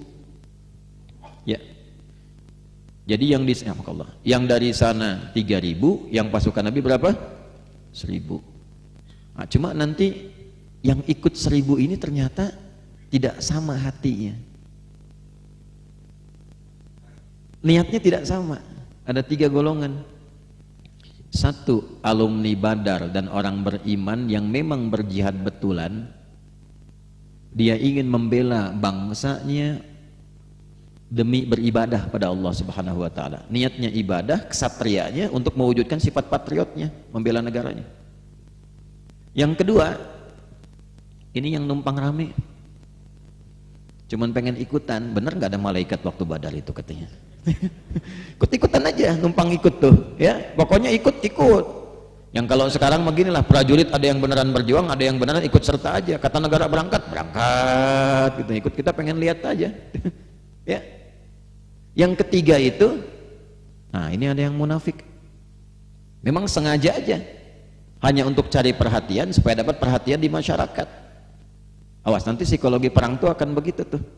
Ada yang betul-betul berjuang, ada yang cuma nyari ghanimah, ada yang cari popularitas, ada yang numpang aja tuh. Yang penting aksinya udah ketahuan, tercatat, tanggalan keluar. Awas tuh, lah seri itu. Ada tuh di Quran tuh. Ada kondisi-kondisi begitu, itu mungkin terjadi. Ah, itu pasti kacau itu di lapangan kalau begitu. Kasihan prajuritnya. Maka apa yang terjadi? Dari 1000 yang munafik ini mulai menggoyah. Udah jelas ada musuh, udah jelas ada pasukan, udah jelas ada macam-macam, mulai disusupkan, masuk keraguan. Nggak akan menang 3000 ahli perang lawannya Khalid, kita siapa katanya? Yang Badar udah punya pengalaman, tegap aja, siapkan diri kita, komitmen. Belum tentu mereka juga menang. Yang penting bagi kita berjuang. Lebih baik pulang nama daripada gagal dalam tugas. Itu bahasa Quran. Kopassus itu bahasa Quran itu. Lebih baik pulang nama daripada gagal dalam tugas. Jadi nggak ada istilah disandera. Jadi kalau kita turunkan tuh ada ayatnya detail sekali itu. Jadi udah siap-siap itu. Tapi yang belum ikut Badar kan, oh iya ya, malaikatnya belum tampak sekarang. Tuh. Nah yang ini Abdullah bin Ubay bin Salul sudah masuk tokoh munafiknya. Kita mundur aja. Anda kebayang nggak? Dari 1300 desersi keluar. Makanya prajurit kita tuh sebelum berangkat itu harus disiapkan betul mentalnya supaya tidak ada yang goyah. Siapkan. Nah Nabi itu sebelum berangkat, oleh Nabi itu dikumpulkan dulu, keluarganya dimotivasi, masyarakatnya disatukan. Kita kirim 310 ya yang berangkat itu tuh. Nah nanti ke depan kalau ada yang mau dikirim tuh bukan cuma prajuritnya, keluarganya dikumpulkan. Doa sama-sama, masyarakatnya diberitahu supaya saling mensupport.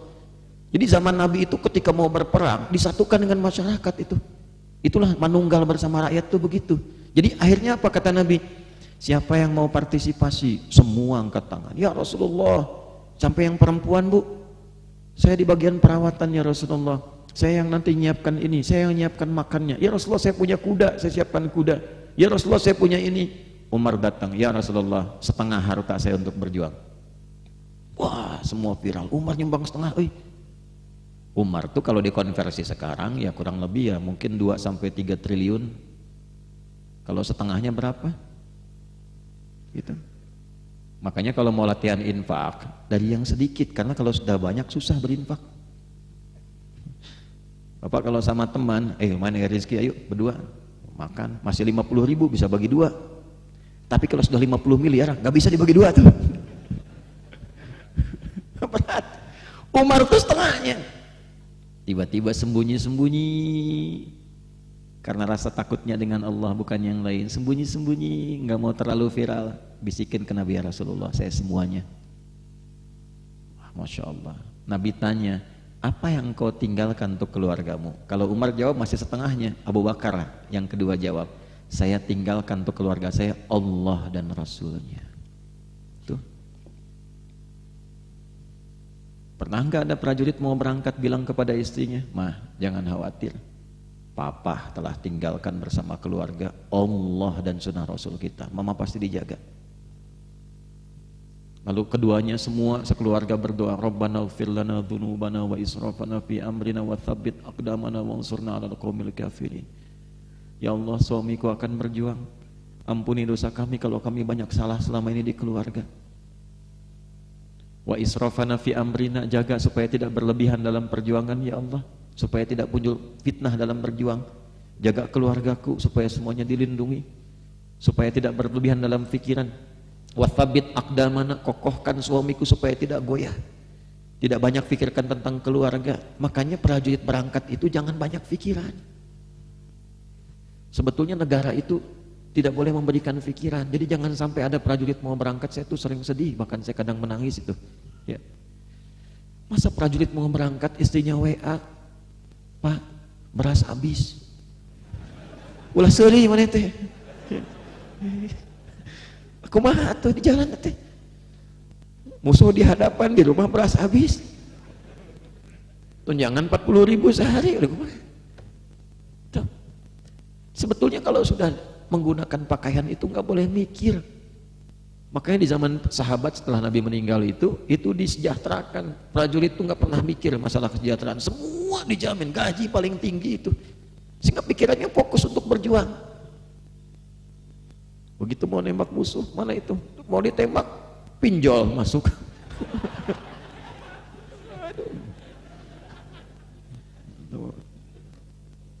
Itu Anda tuh tertawa karena tidak tahu kondisinya. Tapi itu nggak mudah. Wathabit aqdamana, ya Allah, kuatkan suamiku, tegarkan kami di rumah, wangsurna 'alal qaumil kafirin, berikan kemenangan ya Allah, supaya orang-orang yang sifatnya mengganggu yang macam-macam itu bisa disadarkan, bisa dikalahkan, yang dengan itu keamanan muncul terjadi. Itu langsung turun jawaban. Kalau keluarga bisa begitu sebelum prajuritnya berangkat, Allah langsung firmankan, turunkan malaikat memberikan kabar. Fa'atahumullahu thawabad dunya wa husna thawabil akhirah. Maka Allah berikan jaminan kemuliaan dunia dan jaminan tertinggi saat di akhirat. Kesejahteraannya dikirimkan dari sisi yang tidak diduga, ketenangan diberikan. Saat di akhirat kalaupun meninggal dalam perjuangan, tidak harus mikirkan yang lain. Jadi jangan sampai prajurit itu berpikir demi mendapatkan kesejahteraan mesti menggugurkan jiwanya. Kalau meninggalnya gugur, kontak tembak, keluar sekian. Kalau di rumah sakit sekian, apa itu? Semampu kita, iya. Tapi kalau memang terbatas anggarannya, masyarakatnya jangan diam. Di mana dia bertugas kita support. Hadir itu orang Islam tuh begitu. Ya ulama mikirin. Rakyat juga sama, itu manunggal tuh begitu. Jadi disertai oleh kita. Dulu kita berjuang begitu, gak usah tarik jauh-jauh ke zaman sahabat. Dulu setiap ada yang mau berangkat, kiainya datang doain, santrinya ikut support, ibu-ibu masak. Jalur mana yang mau ditempuh sudah paham. Antar ibu, belum ada WA bu, sudah tahu itu mau di gunung mana, perbekalan singgah, masakan sudah ada. Gitu. Ada nggak yang mengamalkan sunnah Nabi begitu tuh sekarang? Berapa yang mau berangkat ke Papua? Sekian, gini, tahu, oh kita ingin ikut membersamai dengan doa, viralkan doanya. Prajurit, berjuang, kami mendoakan Anda tidak sendirian. Terus Anda di mana? Ya kita berdoa. Oh, yang pengusaha-pengusaha itu dulu kan ada syarikat dagang Islam tuh, itu kan memfasilitasi. Kalau memang anggaran tidak cukup, maka hadir kita membersamai. Anda kan bisa kerja, bisa nyaman karena aman. Ya. Kalau tidak ada demikian, siapa yang hadir saat ada bencana-bencana itu? Saya itu kemarin ke Luwu. Sampai di sana ada banjir bandang yang besar, 325 rumah hancur. Ada yang kecil, ada yang besar, berat sampai sekian, habis rata sebagian dengan tanah. Umumnya kalau musibah demikian yang ditengok pasti masyarakatnya. Apa yang hancur, apa yang habis, jarang yang lihat prajuritnya. Yang bertahan sampai di situ menyelesaikan, kadang bangun jembatan, kadang macam-macam, pakaian sudah lusuh dan macam-macam. Pernah nggak lihat itu? Saya datang, begitu disikahkan ke masyarakat, Pak ini sudah selesai. Saya bilang, saya kesini hanya untuk bertemu dengan prajurit saya. Datang mereka masih menyebar. Ada yang di area gunung, ada yang di mana, ada yang metakkan, ada yang masih nahan derasnya arus sungai, pakaian sudah lusuh. Datang, saya bilang datang. Saya katakan, saya bangga dan hormat dengan Anda, karena tidak banyak orang yang datang ke sini hanya untuk memberikan ucapan terima kasih kepada Anda. Terima kasih, minta maaf, salam dari jamaah, ini ada titipan yang bersamai, kita tetap semangat. Itu yang kita butuhkan. Nah, kesadaran ini yang harus diviralkan di setiap daerah, sehingga sampai ke level-level ke Kodim, kalau perlu ke Koramil dan sebagainya. Kompak kita begitu tuh. Nah itu zaman Nabi itu sudah begitu, kita kehilangan itu sekarang. Ayo dituntut. Harus berjuang, harus profesional. Nah, kita tidak berbuat apa-apa. Nah, jadi kalau kita mau berjuang dan sukses dengan benar, semua mesti terlibat. Anda banyak menuntut, Anda banyak ingin kenyamanan, kerja dengan enak, makan dengan enak, sementara yang menahan gangguan supaya Anda merasa nyaman itu tidak diperhatikan. Nah, itu ada lengkap sekali ayatnya. Kokohkan dirimu, berangkat berjuang, jangan khawatirkan tentang dirimu di dunia. Ya. Nah, ini gambaran awalnya. Jadi itu pengantar dasarnya. Lalu kalau sudah siap akan berangkat, sudah. Wa ka'ayyim min nabiyyin qatala ma'ahu ribbiyun katsirun fama wahanu lima asabahum fi sabilillahi wa ma dha'ufu wa mastakanu. Kalau prajurit sudah kokoh, sudah mau berangkat, tiba-tiba berangkat, jangan kejadian seperti perang Uhud, kata Allah. Ada sebagian yang desersi karena melihat musuh lebih kuat. Ada sebagian yang mentalnya turun karena merasa dihianati. Sudah ke lapangan, lihat begini, ternyata alat tidak disiapkan, ternyata orang sudah begini. Kan ada Yahudi berkhianat Bani Qainuqa pada saat itu. Niat ya, kalau enggak disebutkan, ini rumus dalam tafsir, kalau enggak disebutkan kejadiannya secara detail, waktunya kapan, pelakunya siapa, tapi dibuat umum, maka kejadian itu akan terjadi kembali di masa depan dengan tokoh-tokoh yang berbeda. Jadi kalaupun berangkat, kemungkinan desersi akan ada yang terjadi. Faktornya apa? Gali, tutup itu jangan sampai terjadi lagi. Tuh. Udah tahu di depan, tuh di hadapan, ini musuhnya, siap, drone-nya sudah tampak, begitu mau dieksekusi, telepon, jangan lakukan, habis mental prajurit. Susah. Nah, sekarang mau apa? Urut satu-satu. Ketemu sudah kuat, lihat musuh begitu, jangan hilang mental. Oke, profesional, jalan. Wa ma ba'ufu wa mastakanu, jangan lemah. Jangan merasa kecil, jangan pesimis. Ya. Sebab kata Allah, Nabi dulu pun berjuangnya begitu, dihadapkan masalahnya seperti itu. Maka komandannya ketika di lapangan itu harus bangkit memotivasi, situasi apapun tetap profesional. Ya. Responsif, integratif, modern, adaptif, prima. Adaptasi dengan setiap lingkungan, itu bahasa Quran. Kemudian apa yang terjadi? Kita tarik lagi, nah, situasi-situasi itu muncul, termasuk ketika kita berjuang dalam kehidupan. Jangan dikira mencari nafkah itu mudah. Anda mau kerja ke lapangan, lamar sekali, balik lagi, 2 kali, balik lagi, jangan berhenti, siapkan diri kita. Ikut tender dalam dunia bisnis, bisa banyak terjadi. Alhamdulillah. Al-Baqarah 155. Wala nabluwannakum bisyai'in minal khaufi wal ju'i wa naqsin minal amwali wal anfusi wath thamarati wa basyiris sabirin. Ya, ada orang diuji dengan kekhawatiran, takut. Ada rasa takut tuh. Ju', lapar. Wa naqsin minal amwal, harta berkurang, wal anfus, sakit. Nah ini, wath thamarat. Itu di mushaf diartikan buah-buahan. Saya agak kurang sepakat karena agak kurang adil, cuma tukang buah yang diuji. Tukang sayur enggak. Maka cara mengartikannya pakai ilmu balaghah. Buah itu lahir dari bibit yang dirawat, tumbuh pohon ke atas, buah dipetik. Ada orang nanam, sudah lama dia rawat, besok-besok mau panen, malamnya panen diambil orang. Anda yang ikut tender, bikin studi disiapkan, sudah siap, Anda yang menang, proyek diserobot orang. Itu bisa kejadian. Nah, kalau ada suasana seperti itu, mental orang hebat itu nggak jatuh terus, siapkan lagi, profesional aja. Karena yang dicari pertama apa? Nah, ini dia, mental pejuang itu dari awal yang dicari Allah ridha. Mau statusnya disebut pahlawan, jadi apa, itu urusan lain, yang penting Allah ridha. Dunia itu otomatis akan ikut. Ingat, dunia seperti bayangan. Kata Ibnu Qayyim Al-Jauziyah, dunia seperti bayangan, jangan dikejar, capek ngejar bayangan. Tuh pelari suruh ngejar bayangan tuh, finishnya bayangan ketangkep, yang menang dapat haji gitu.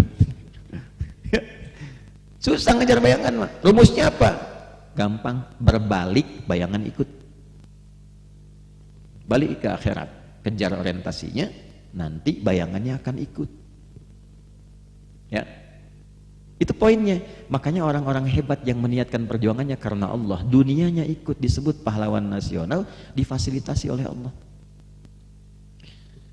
Ada anu mertak Kopda Suparlan, itu orang hebat.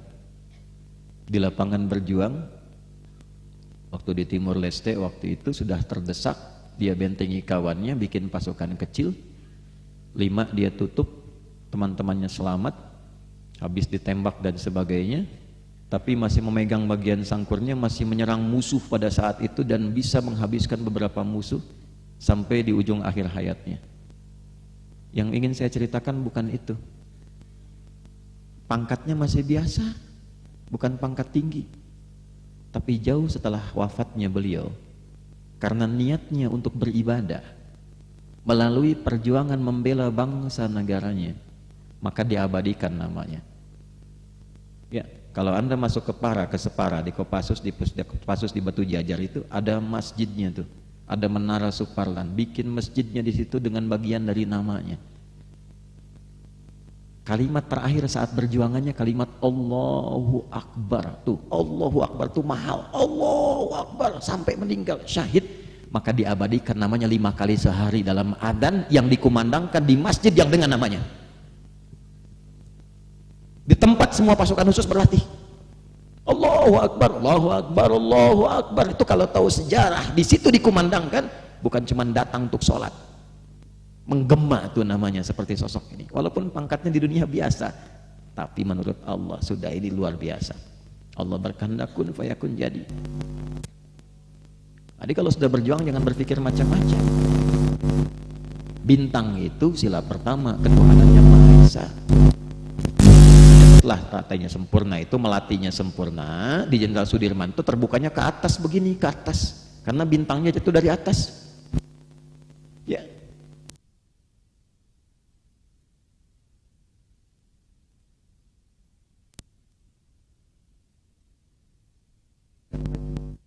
Semakin oleh Allah semakin harum namanya. Panglima Sudirman itu kan bagaimana bisa, padahal yang dipakai itu bukan baretnya.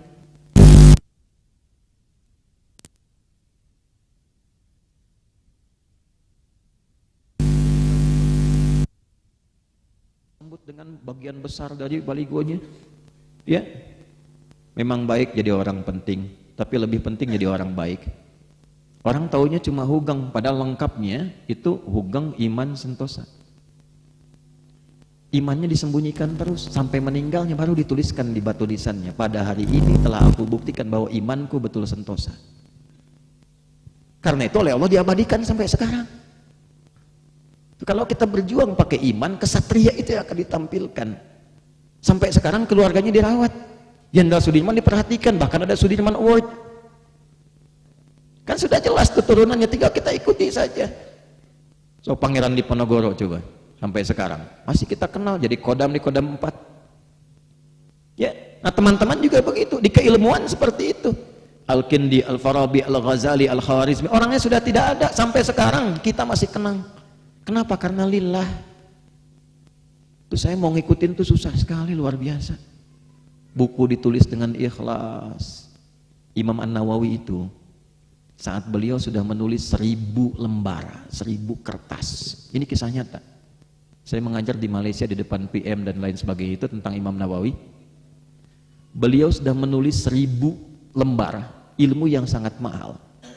Tiba-tiba minta pada muridnya, tolong itu hancurkan aja, buang semua.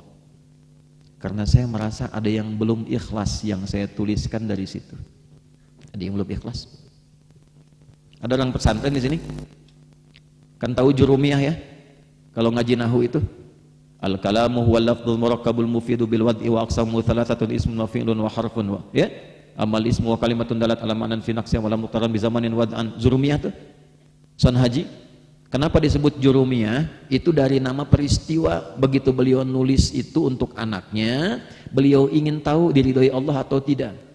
Maka tinta dari kertas itu dituliskan, lalu dibuang ke sungai begini. Beliau katakan jarmiyah, jarmiyah, air ngalir. Kalau Allah ridha, tintanya akan nempel terus. Kalau tidak ridha, tintanya akan terbawa air. Kalau kita mungkin air jangan ngalir, jangan ngalir. Beliau tidak, jarmiyah, jarmiyah, jarmiyah. Airnya mengalir terus, tintanya nempel terus, tidak luntur.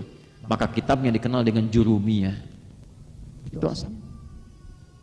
Sekarang kita belum diedarkan sudah minta royalti. Saya tuh agak sebel luar biasa tuh di awal bulan ini. Kita sudah siapkan buku hafalan Quran, cetak dibagikan, bagikan ke masyarakat. Cetak itu alhamdulillah mungkin udah ratusan ribu kita bagikan tuh. Cetak dibagikan gratis, 3 buku 1 paket. Tiba-tiba saya lihat, kenapa muncul di Shopee, Tokopedia, harganya pun luar biasa. Ada juga yang beli itu. Nanti mas saya titip di BMP tuh ya paket ini ya, biar nanti yang sekitaran Bandung ngambil ke BMP di Jalan Lombok tuh, nanti yang pengen hafal Quran apa, nanti kita bikin program tuh Pak, pendampingan tuh ya, ambil gratis. Makanya yang cetakan berikutnya sekarang akan dituliskan tuh ya, ini khusus wakaf, tidak diperjualbelikan. Nah itu dimasukkan kalau masih dijual juga tuh teingan deh. Dosa sih ya Ustaz. Ya. Nah itu yang kita lakukan itu enggak berusaha berlatih. Kelaskan. Karena itu beragam tempat saya sudah berusaha. Jangan ini ya, jangan repot kalau undang saya itu. Saya prinsipnya cuma 2. 1 sehat, 2 waktunya sesuai, saya datang. Sehari itu ada 300 undangan kurang lebih. Setahun 365 hari. Ini kita atur. Kadang keluarga saya belum dapat waktu, dari 24 jam kadang nggak dapat, kadang 2 jam pulang ketemu, itu pun masih diketok juga sama orang datang. Maka kita atur. Alhamdulillah tidak ada, berusaha untuk tidak ada pikiran-pikiran duniawi itu. Alhamdulillah sudah kontrakan dengan Allah dan oleh Allah difasilitasi. Justru ketika seperti itu tuh lebih kuat diberikan fasilitasnya. Dulu pesan tiket pesawat, sekarang sudah nggak boleh. Jangan yang ini ada hidayat, pesawatnya yang ini aja berangkat. Jangan ini, itu nggak beli Pak. Dikasih hadiah sama Allah semua nih, vest, jubah, jam ini. Saya tuh yang paling susah untuk bagaimana cara bersyukur lagi itu. Ya kadang hal demikian Pak Ibu. Jadi kalau Anda mencari siapa di belakang Ustadz Adi, itu kurang akidah. Allah, saya punya Allah. Saya nggak punya bikin siapa-siapa. Ya Allah yang sudah siapkan semua. Kendaraan berangkat siapkan. Ya Allah pilih siapa saja. Setelah itu ada kantor kita wakafkan. Pak Jenderal Tatang pernah datang ke tempat kami. Kursinya, karpetnya, bikin pesantren dari tanahnya, wakaf, semua wakaf. Saya tak memiliki, coba mengelola. Beli tanah sedikit buat kuburan kalau meninggal, bukan di tanah wakaf. Wakaf tuh orang untuk pesantren. Kami cari lagi tanah sedikit untuk meninggal supaya nggak pakai tanah wakaf itu. Masuk. Alhamdulillah sampai sekarang kacamata nih paling aneh nih. Kalau ada model baru datang. Saya bukan ngasih kode ke tukang kacamata, bukan. Ini cerita saya. Bukan habis ini, oh ini model baru. Bukan. Datang. Kalau ada masih biasa, ukurannya pas, sesuai dengan minus dan siri. Saya kan nggak tahu berubah kapan, nggak pernah ngecek sudah lama tuh, tapi begitu dipakai selalu pas. Ini kalau saya buka Bu, ibu-ibu dengan bapak-bapak sama nih. Makanya di pengajian ibu-ibu sering saya buka ini, supaya yang cantik itu tetap istri saya. Nah ini kalau dipakai begini kelihatan. Nah tapi kalau datang itu sudah pas. Makanya saya sampaikan, yang mulai hari ini nih yang 1 saf yang apa tuh, ya udah usah lah transfer ke saya itu. Udah bantu aja, ini pun apa aja. Ini iuran Ustadz Adi dari daerah, nggak perlu ngapain. Udah dari daerah nggak usah iuran. Saya nggak pernah lihat siapa yang ngundang.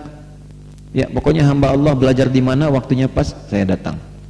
Pemerintah daerah tuh nggak usah anggaran dipakai untuk kami, nggak. Kalau kami ada kami berangkat. Kalaupun misalnya butuh transportasi disiapkan. Yang lainnya saya nggak pernah pikirkan. Karena Allah sudah memberikan. Bahkan alhamdulillah cukup.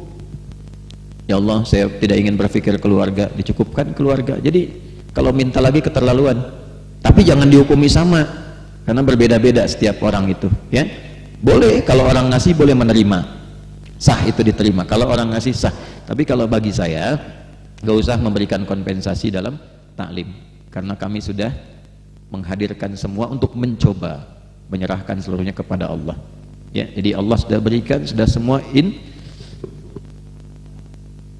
mudah-mudahan diikhlaskan. Jadi nanti kalau ada kotak infak apa semua untuk masjid, kembangkan satu saf kegiatan. Ya, nggak usah diberikan ke saya, nggak usah. Kita hidupkan supaya masjidnya makmur.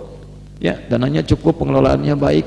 Nanti satu saf geraknya juga baik. Itu aja gunakan supaya teman-teman juga baik dalam beraktivitas. Saya tidak usah. Kalau perlu apa yang bisa saya optimalkan, kita optimalkan.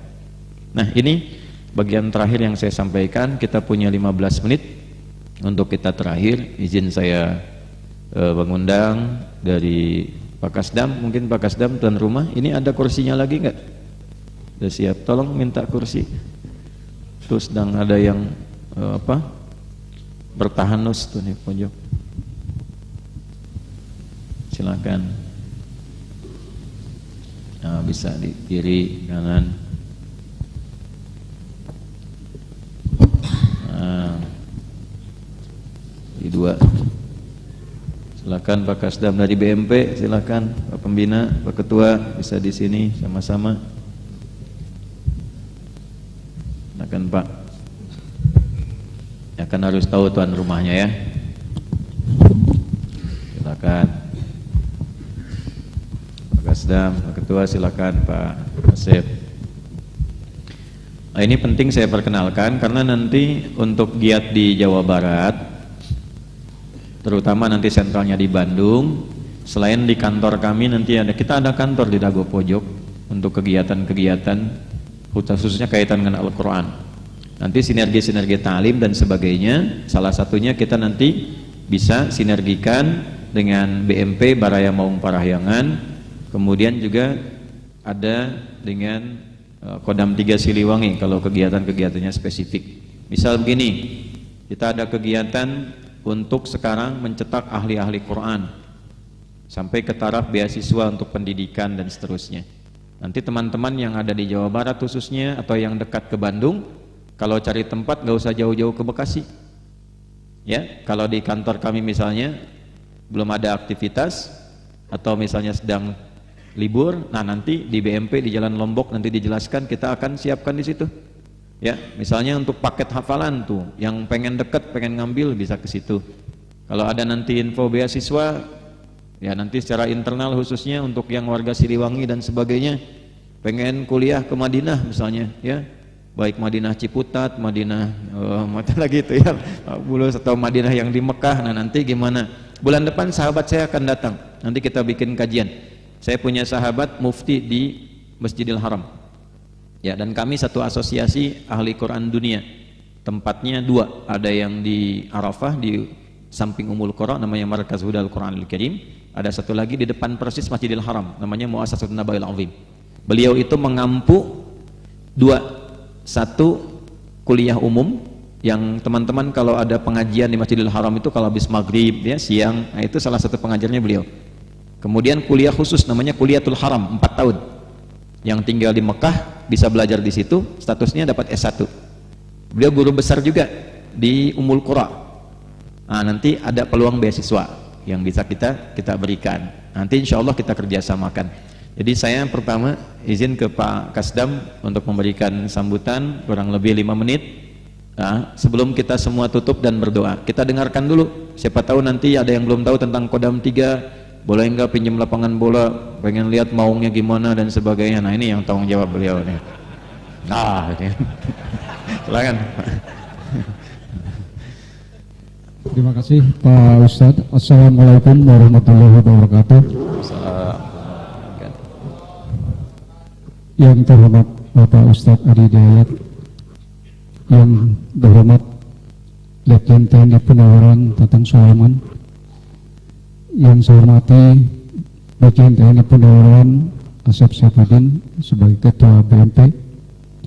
Saya Kasdam 3 Siliwangi, pertama-tama mengucapkan puji syukur kepada Allah Subhanahu wa Ta'ala karena pada hari ini kita bisa menghadirkan Bapak Ustadz di Kodam 3 Siliwangi. Saya mengucapkan terima kasih atas kesibukan beliau bisa hadir di Kodam 3 Siliwangi walaupun kita di Dadak, alhamdulillah. Kemudian untuk Kodam 3 Siliwangi, tentunya dengan kehadiran beliau kami mohon doa restu karena memang prajurit kita juga sedang berjuang di daerah operasi di daerah Papua.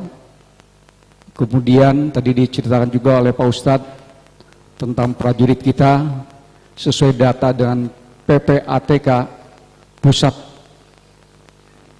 Analisis Transaksi Keuangan. Prajurit kita yang terlibat dalam judi online itu ada 4.000. Dengan kehadiran beliau di sini, bukan saja prajurit Kodam 3 Siliwangi, tentunya masyarakat Jawa Barat, kami mohon doa restu semua kami bisa melaksanakan tugas dengan baik. Kemudian tentunya kita juga Kodam 3 Siliwangi dan jajaran, kita siap membantu masyarakat sesuai petunjuk dari pimpinan, militan dalam pertempuran terdepan dalam pembangunan. Kita siap untuk membantu masyarakat yang ada di Jawa Barat.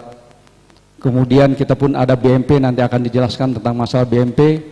Kita akan memberikan seluruh informasi bagaimana untuk menjadi seorang prajurit, bagaimana untuk mengembangkan untuk silaturahmi ya para umat maupun seluruh prajurit yang ada di Jawa Barat. Sekali lagi terima kasih kepada Bapak Ustadz telah hadir di sini, semoga membawa berkah bagi kita semua. Amin ya robbal alamin. Demikian yang bisa kami sampaikan. Terima kasih. Assalamualaikum warahmatullahi wabarakatuh. Waalaikumsalam warahmatullahi wabarakatuh. Jadi Kodam 3 Siliwangi ini juga membawahi wilayah-wilayah keamanan pertahanan di Jawa Barat, termasuk di Banten yang ada pesantren kami juga di situ ya. Itu di bawah Kodam 3 Siliwangi.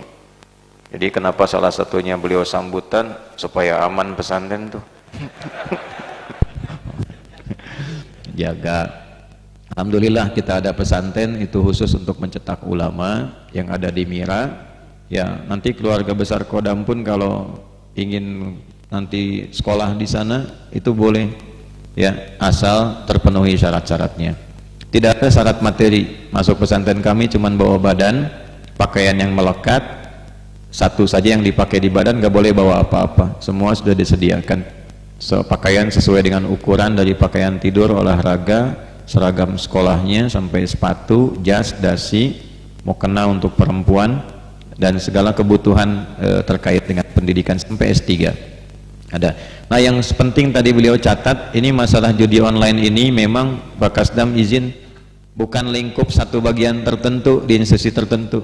Ini masalah kita bersama sekarang ini ya, hati-hati. Dan Jawa Barat ini sedang tinggi statistiknya, hati-hati ya, karena mereka juga pintar sudah mitigasi ini ya. Tolong kalau ada yang terpikir ikut terjerumus ke judi online, itu mereka punya sistem deteksi sampai ke orangnya tinggal di mana, kelurahan mana, itu sampai pointernya ada. Hati-hati itu, jadi jangan sekali-kali terlibat ke situ. Nah ada satu poin yang saya ingin highlight, nanti saya akan ambil sesi tertentu lah, ada beberapa murid saya yang juga mantan bandar tobat, nanti cerita tuh supaya ada pencerahan ya, karena nggak tahu, apalagi yang ikut judi slot itu orang paling bodoh sedunia tuh. Tolong catat kalimat saya boleh itu kalau mau diviralkan. Orang paling bodoh itu bandar judi paling seneng kalau ada yang ikutan slot. Misal ada 10 orang nih, 10 orang ini nanti yang 8 uangnya diambil sama mereka, yang 2 diputerin di antara 10 itu. Ingat, bandar judi itu bukan lembaga infak sodako, itu penipuan. 10 orang nyetor 1 juta, tiap orang 10 juta, sama bandar diambil 8. Mereka bikin aplikasi, yang 10 suruh main memperebutkan 2 juta uang mereka juga. Bandarnya udah ngambil 8, itu suruh ngerebutin yang 2 uang mereka juga. Ya, borokokok teteh. Bodoh. Ya. Awas, hati-hati satu. Nah, yang saya ingin highlight begini, tolong Basnas ya, dicatat kalimat saya ini, khususnya bagi para prajurit yang di daerah operasi, yang sekarang berangkat dan sebagainya, yang muslim itu sudah masuk kategorinya fi sabilillah. Jadi masukkan tuh dalam bagian yang berhak menerima itu. Ya, tolong ini Basnas diatensi nih. Kalau dari Jawa Barat, Basnas Jabarnya tuh kan tinggi dari zakat itu. Nah, pengusaha-pengusahanya support lewat situ kalau tak bisa langsung. Di nasional dimasukkan, begitu mau operasi keluar tuh. Ya jangan sampai mikirin, kalau bisa rumahnya udah selesai sehingga nggak mikirin lagi tuh. Itu bisa disupport lewat skema itu. Nanti Pak bisa diatur Pak ya, dengan Basnas Jawa Barat ketemu, nanti kajiannya dengan saya, fatwakan, nanti saya serukan masyarakatnya untuk mengoptimalkan itu. Salah satunya bisa ke prajurit, tapi prajuritnya pun berniat untuk berjuang betul ya, kita tarbiyah. Terima kasih Pak Kasdam. Kemudian selanjutnya ke BMP. Nah, BMP itu apa? Baraya Maung Parahyangan, di dalamnya ada apa? Kalau mau jadi tentara ke Siliwangi boleh enggak? Dapat pencerahan dari situ, bimbingannya bagaimana? Saya berikan 2 kesempatan. Yang pertama kepada Bapak pembinanya samping saya. Ini beliau Wakasad 2 periode. Ya, Letnan Jenderal TNI Purnawirawan Tatang Sulaiman. Kepada beliau dipersilahkan Pak, walaupun Bapak Letjen tetap 5 menit. Silakan. Terima kasih Ustaz. Assalamualaikum warahmatullahi wabarakatuh. Waalaikumsalam warahmatullahi wabarakatuh. Suatu kehormatan saya bisa duduk bersama dengan Pak Ustaz. Ini udah yang kedua kali. Alhamdulillah. Kemarin kita tausiah sama-sama di Masjid Kodiklat dan sekarang di Masjid Kodam 3 Siliwangi. Sekilas saja BMP itu sebenarnya sebuah yayasan yang di dalamnya terdiri daripada para perwira aktif sebagian di seluruh Indonesia yang berasal dari Parahyangan atau Jawa Barat, dan ditambah dengan para pensiunan. Saya kan udah pensiunan nih, tapi masih mau mengabdikan diri lah dalam kesosialan. Alhamdulillah kami sudah berdampingan dengan Ustadz. Kami dijadikan tangan kanannya atau tangan kirinya, tetapi kami siap. Walaupun kita domisilinya di Jawa Barat, alhamdulillah kemarin berkat kerjasamanya dengan Ustadz kita bisa berpartisipasi sampai di Luwu. Ya, di Luwu, karena di Luwu di sana juga sama, Dandimnya juga bagian daripada BMP. Ya, alhamdulillah kemarin menyerahkan bantuan, terus kemudian yang diperhatikan sama Ustadz tadi prajuritnya. Jadi prajuritnya juga dapat saku, uang saku untuk mengerjakan rumah itu. Alhamdulillah. Jadi kami juga akan bergerak nanti di bidang pendidikan ke depan dan di bidang kesosialan. Ya, informasi juga sekaligus Pak Ustadz. Jadi sebenarnya saya di BMP itu pembina, kalau pengurusnya itu Pak Asep. Tapi saya di Angkatan Darat juga saya sebagai ketua pengurus, sama seperti kayak Pak Asep di Yayasan Angkatan Darat. Nah, mungkin juga nanti Ustadz kami juga ingin membuka peluang ya. BMP Yayasan Angkatan Darat, Yakep itu juga sama bergerak, ada yang di Kalimantan, ada Jawa Timur, di Jambi. Saya pikir banyak peluang mungkin Ustadz yang kita bicara, karena bicaranya di bidang pendidikan, di bidang usaha juga, dan yang lebih utamanya adalah bagaimana setelah kita hasil dari pendidikan dan usaha itu kita bisa mewujudkan sosial keagamaan, sosial kemasyarakatan, ekonomi dan segala macam. Saya pikir sebagai sebuah informasi itu Ustaz, yang paling penting itu kan aksinya, jihadnya itu yang paling pentingnya. Bagaimana tindakan fisiknya. Kami dengan senang hati Ustaz akan terus mendampingi nanti dengan Pak Ahmad Budin sama Pak Hendrawan setiap saat sebagai ujung-ujung tomak kami mungkin di lapangan. Demikian, billahi taufiq wal hidayah. Wassalamualaikum warahmatullahi wabarakatuh. Waalaikumsalam warahmatullahi wabarakatuh. Disampaikan terima kasih kepada beliau Letnan Jenderal TNI Purnawirawan Tatang Sulaiman. Tadi beliau sudah menyampaikan juga beliau ketua pengurus di Yakep. Ya, Yakep itu Yayasan Katika Eka Paksi. Itu menaungi untuk kesejahteraan prajurit. Dihimpun dari situ seperti kooperasinya, kemudian salurkan lagi dalam berbagai bentuk sehingga menjadi penguat kesejahteraan prajurit. Tadi tawarannya bagus, itu bisa membuka kerjasama nanti ya, yang mau bikin sekolah, bikin apa itu ya, nanti mungkin bisa dikembangkan untuk ke depan, dan diharapkan boleh nanti Kalau ada yang punya lahan pengen sekolah, bikin pesantren taruna misalnya ya, yang disiapkan jadi prajurit, nah nanti bisa dipikirkan itu. Ya nanti untuk teknis di luar itunya ada ketua BMP. Nah ini maunya nih manusia unggul ya, Brigjen TNI Purnawirawan Asep Sifudin, dipersilahkan pada beliau. Tetap 5 menit Pak Asep.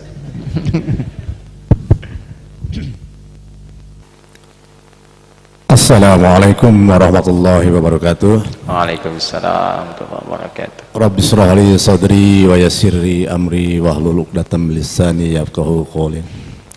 Yang saya muliakan Tuan Guru Bapak Ustadz Adi Hidayat, yang terhormat Ketua Dewan Pembina Letnan Jenderal TNI Purnawirawan Tatang Sulaiman, yang saya hormati Bapak Kasdam, khususnya jamaah yang kami cintai dan kami banggakan. Kami ada waktu 5 menit, mudah-mudahan tidak terasa lama buat kami dan tidak terasa sebentar juga buat kami. Kami mendapatkan amanah dari beliau-beliau untuk ditunjuk menjadi ketua BMP, ketua harian.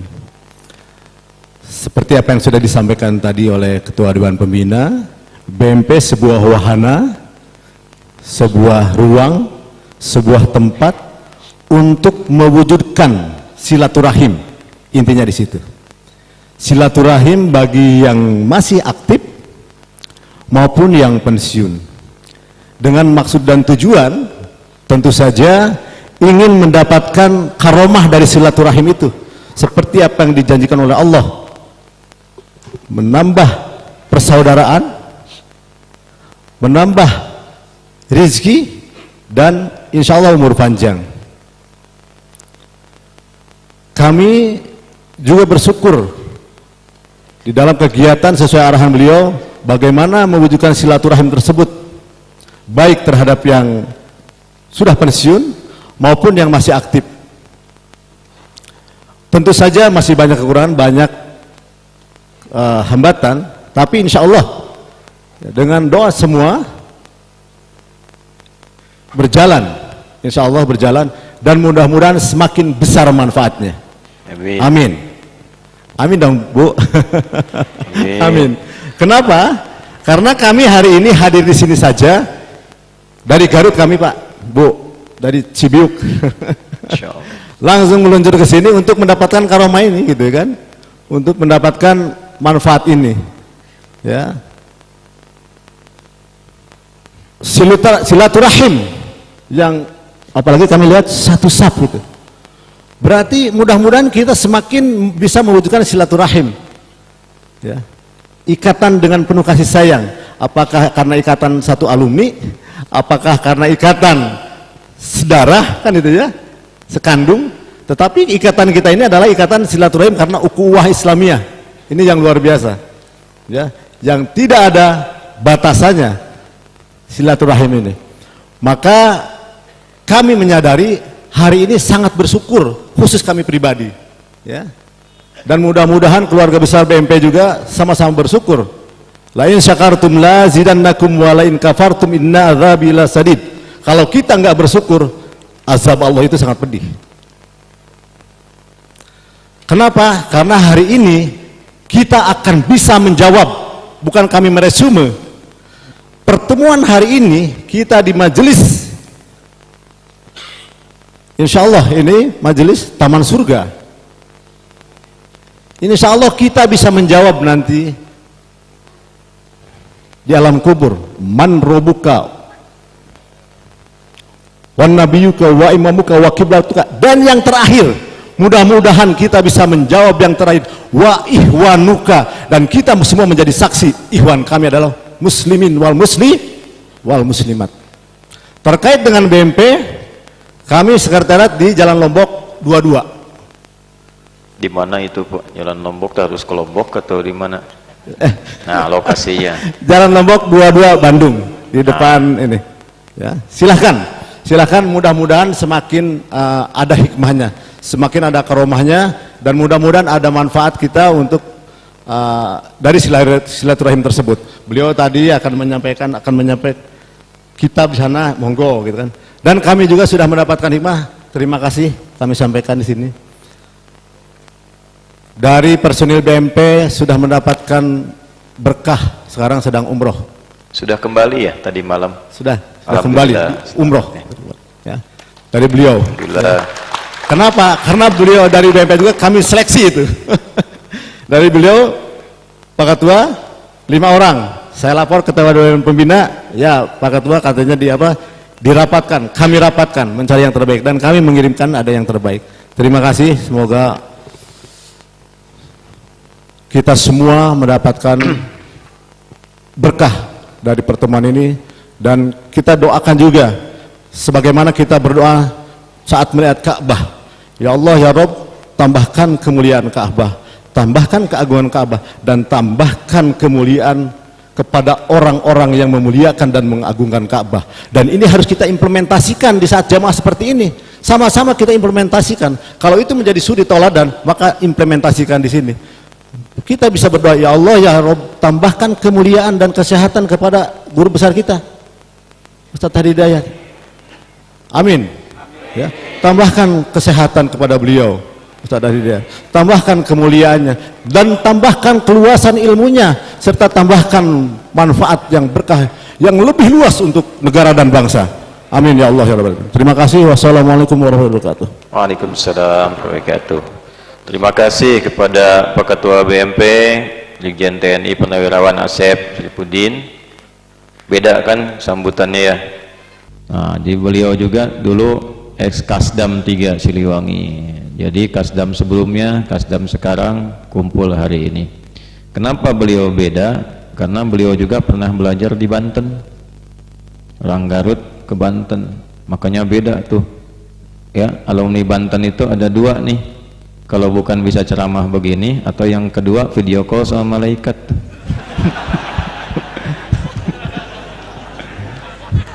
Itu bukan orang Banten, itu orang Bandung ke Banten. Ya, nahan sebentar mungkar nakir tuh. Ya, kalau tadi makan pengingat itu bisa nahan. Ya, jadi kalau ada yang jelas, dia sudah nggak usah, abaikan aja yang tidak jelas ya.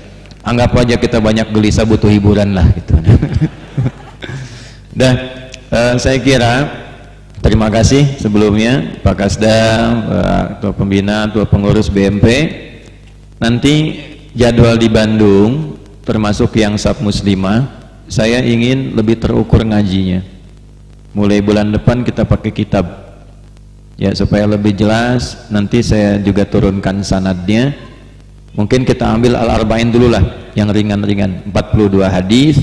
Nanti saya juga ngajarnya bukan hanya ngajar hadisnya, tapi juga memberikan ijazah sanadnya. Ya, jadi sanad dari saya yang saya ambil, saya berikan juga sanadnya kepada jamaah. Jadi ngaji dapat 1 hadis, 1 sanad sampai dengan selesai. Ya, saya dapat ada beberapa sanad yang terbaru dari Syekh Ali Jum'ah tuh, yang musnid untuk itu, sanad kitabi yang saya dapat dari beliau dan saya sudah jumpa juga. Jadi nanti kalau ngaji bahas itu secara sanad kita dapat, secara makna kita dapat, hadisnya kita dapat ya, sepakat ya. Anda tinggal sepakat saja, kalau enggak kan nggak usah di sini ngajinya sudah. Nanti insya Allah mudah-mudahan bisa juga tempatnya kalau diizinkan Pak ya, salah satunya bisa di sini nanti. Kemudian kan kami agenda berputar Pak, izin di Bandung itu di Sub Muslimah aja ada hampir 50 majelis ta'lim gabung. Yang di satu saf ini kita nanti spesifikasikan, biasanya kami berputar untuk memberikan pencerahan di berbagai tempat sehingga ta'arufnya terjalin. Mungkin nanti kalau diizinkan ya Kodam 3 menjadi salah satu base yang utama untuk kita ngaji dalam kajian yang khusus. Setelah itu mungkin kita agendakan bisa olahraga bersama. Kenapa di sana bisa lari, kita nggak bisa main bola kan? Ya, bisa lah gitu, bisa. Yang punya area kan beliau, saya kan cuman gini aja. Ya, nanti tapi kita kompak, boleh nanti kalau pas kajian yang punya makanan boleh bawa, yang punya apa bawa, sehingga kekeluarganya lebih terasa. Ya, prajurit datang itu yang dari Persit, kalau punya produk tuh di luar ini kan aja, bikin makanan, bikin apa tuh, jamaah kan datang itu kan lapar. Jangan berharap ada sarapan.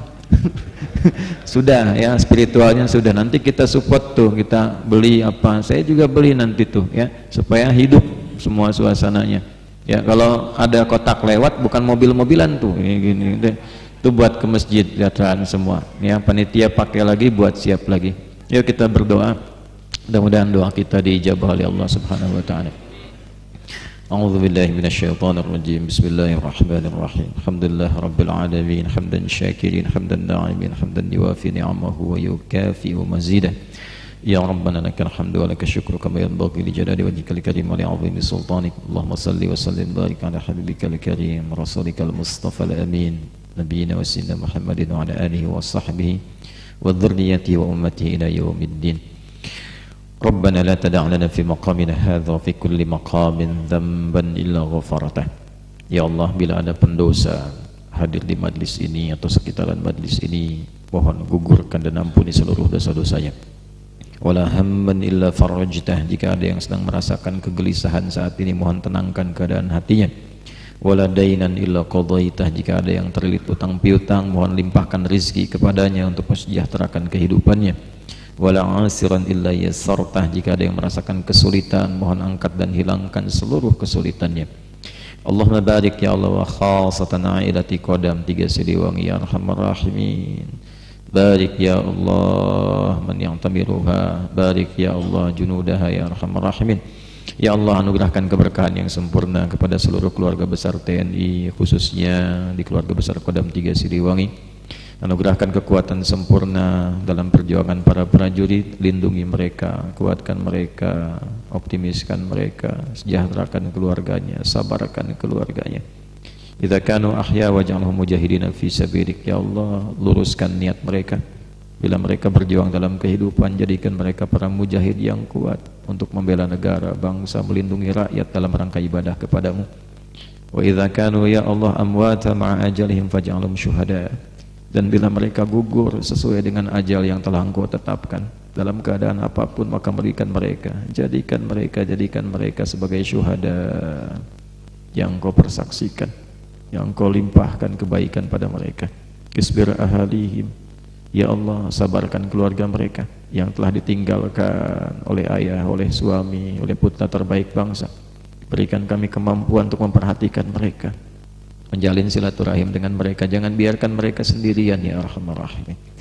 Allahumma alif baina qulubina wa wahidna wa jannibna minat tafraqah. Ya Allah, lembutkan hati kami, satukan kami sebangsa setanah air dalam kebaikan untuk membangun negeri ini sebagai ibadah kepadamu. Jauhkan kami dari perpecahan ya Allah. Qardibna ilal halal jannibna minal haram. Ya Allah, dekatkan kami pada segala yang halal. Jaga bangsa ini dengan yang halal, jauhkan dari yang haram-haram. Jaga para pemimpin kami ya Allah dari rezeki yang haram, dari sumber yang haram. Kuatkan dengan yang halal agar mampu mensejahterakan, membangun kemakmuran negeri dan bangsa ini. Allahumma ihfadh umara'ana waj'alhum udala. Ya Allah, berikan hidayah, petunjuk, perlindungan pada para pemimpin kami di level manapun, dan berikan kemampuan agar bersikap adil untuk mensejahterakan masyarakat, untuk meringankan hisab mereka di hari kiamat. Ya Allah, sadarkan mereka bahwa mereka akan dihisab. Tanamkan pada kami rasa saling mencintai untuk menjaga mereka dalam kebaikan. Allahumma ihfadh ulama'ana waj'alhum mukhlasin lakad-din. Ya Allah, jaga para ulama kami, ikhlaskan mereka dalam dakwah mereka, sehatkan mereka, berikan kekuatan untuk memberikan pencerahan yang menyatukan umat, jauhkan dari sifat provokasi, perpecahan, keburukan. Allahumma ya khairan nasirin unsur ikhwatana fi Palestin waj'al ahya'ahum mujahidina fi sabilik wa mautahum syuhada wa khaffif hisabana yawmal qiyamati an dha'fina fi nusrati ikhwanina fi Palestin. Ya Allah, kami mohon anugerahkan pertolongan yang sempurna kepada saudara-saudari kami di Palestina. Jadikan setiap yang hidup sebagai pejuang, bila pun wafat sebagai syuhada. Dan mohon ampuni kami yang dengan kelemahan kami tidak dapat membantu saudara-saudara kami di Palestina dengan baik. Ringankan hisab kami di hari kiamat saat kami harus ditanya oleh-Mu ya Allah untuk mempertanggungjawabkan perhatian kami. Allahumma hadil masjidil aqsa warzuqna ni'matas shalah qabla wafatina ya arhamar rahimin. Ya Allah, anugerahkan kenyamanan, kebebasan pada Masjid Al-Aqsa dan berikan kami kemampuan untuk sholat di dalamnya sebelum kami wafat ya arhamar rahimin. Allahumma rabbana atina fid dunya hasanah wa fil akhirati hasanah wa qina adzabannar. Wa sallallahu ala sayyidina Muhammad wa ala alihi wa sahbihi ajmain. Subhanakallahumma rabbana wa bihamdika asyhadu an la ilaha illa anta nastaghfiruka wa natubu ilaik. Walhamdulillahi rabbil alamin. Sebelum saya akhiri dengan salam, saya simpulkan 3 hal sebagai pengumuman. Yang pertama, jamaah sekalian, untuk kajian insyaallah nanti selanjutnya yang bertempat khusus di Bandung, salah satu pointernya ini, dan kajian temanya Al-Arba'in dengan jalur bersanad. Yang kedua, untuk yang ingin menjadi keluarga Al-Quran, silahkan nanti bisa ke Mira, Ma'had Islam Rafi Akhir, bukan yang di Banten tapi Mira yang di aplikasi, atau nanti bisa bergabung di titik-titik yang telah kami tentukan. Yang ketiga, bulan depan itu ada peluang para ulama datang untuk jalur beasiswa. Nanti yang berminat kuliah di luar negeri, kita ada 20 negara yang terasosiasikan, sudah mulai dibuka. Dan alhamdulillah kami ditunjuk salah satunya untuk rekomender dari Indonesia. Jadi nanti kalau saya seleksi itu insya Allah dengan by phone diangkat itu sudah bisa terdaftar untuk di sana. Terima kasih. Assalamualaikum warahmatullahi wabarakatuh.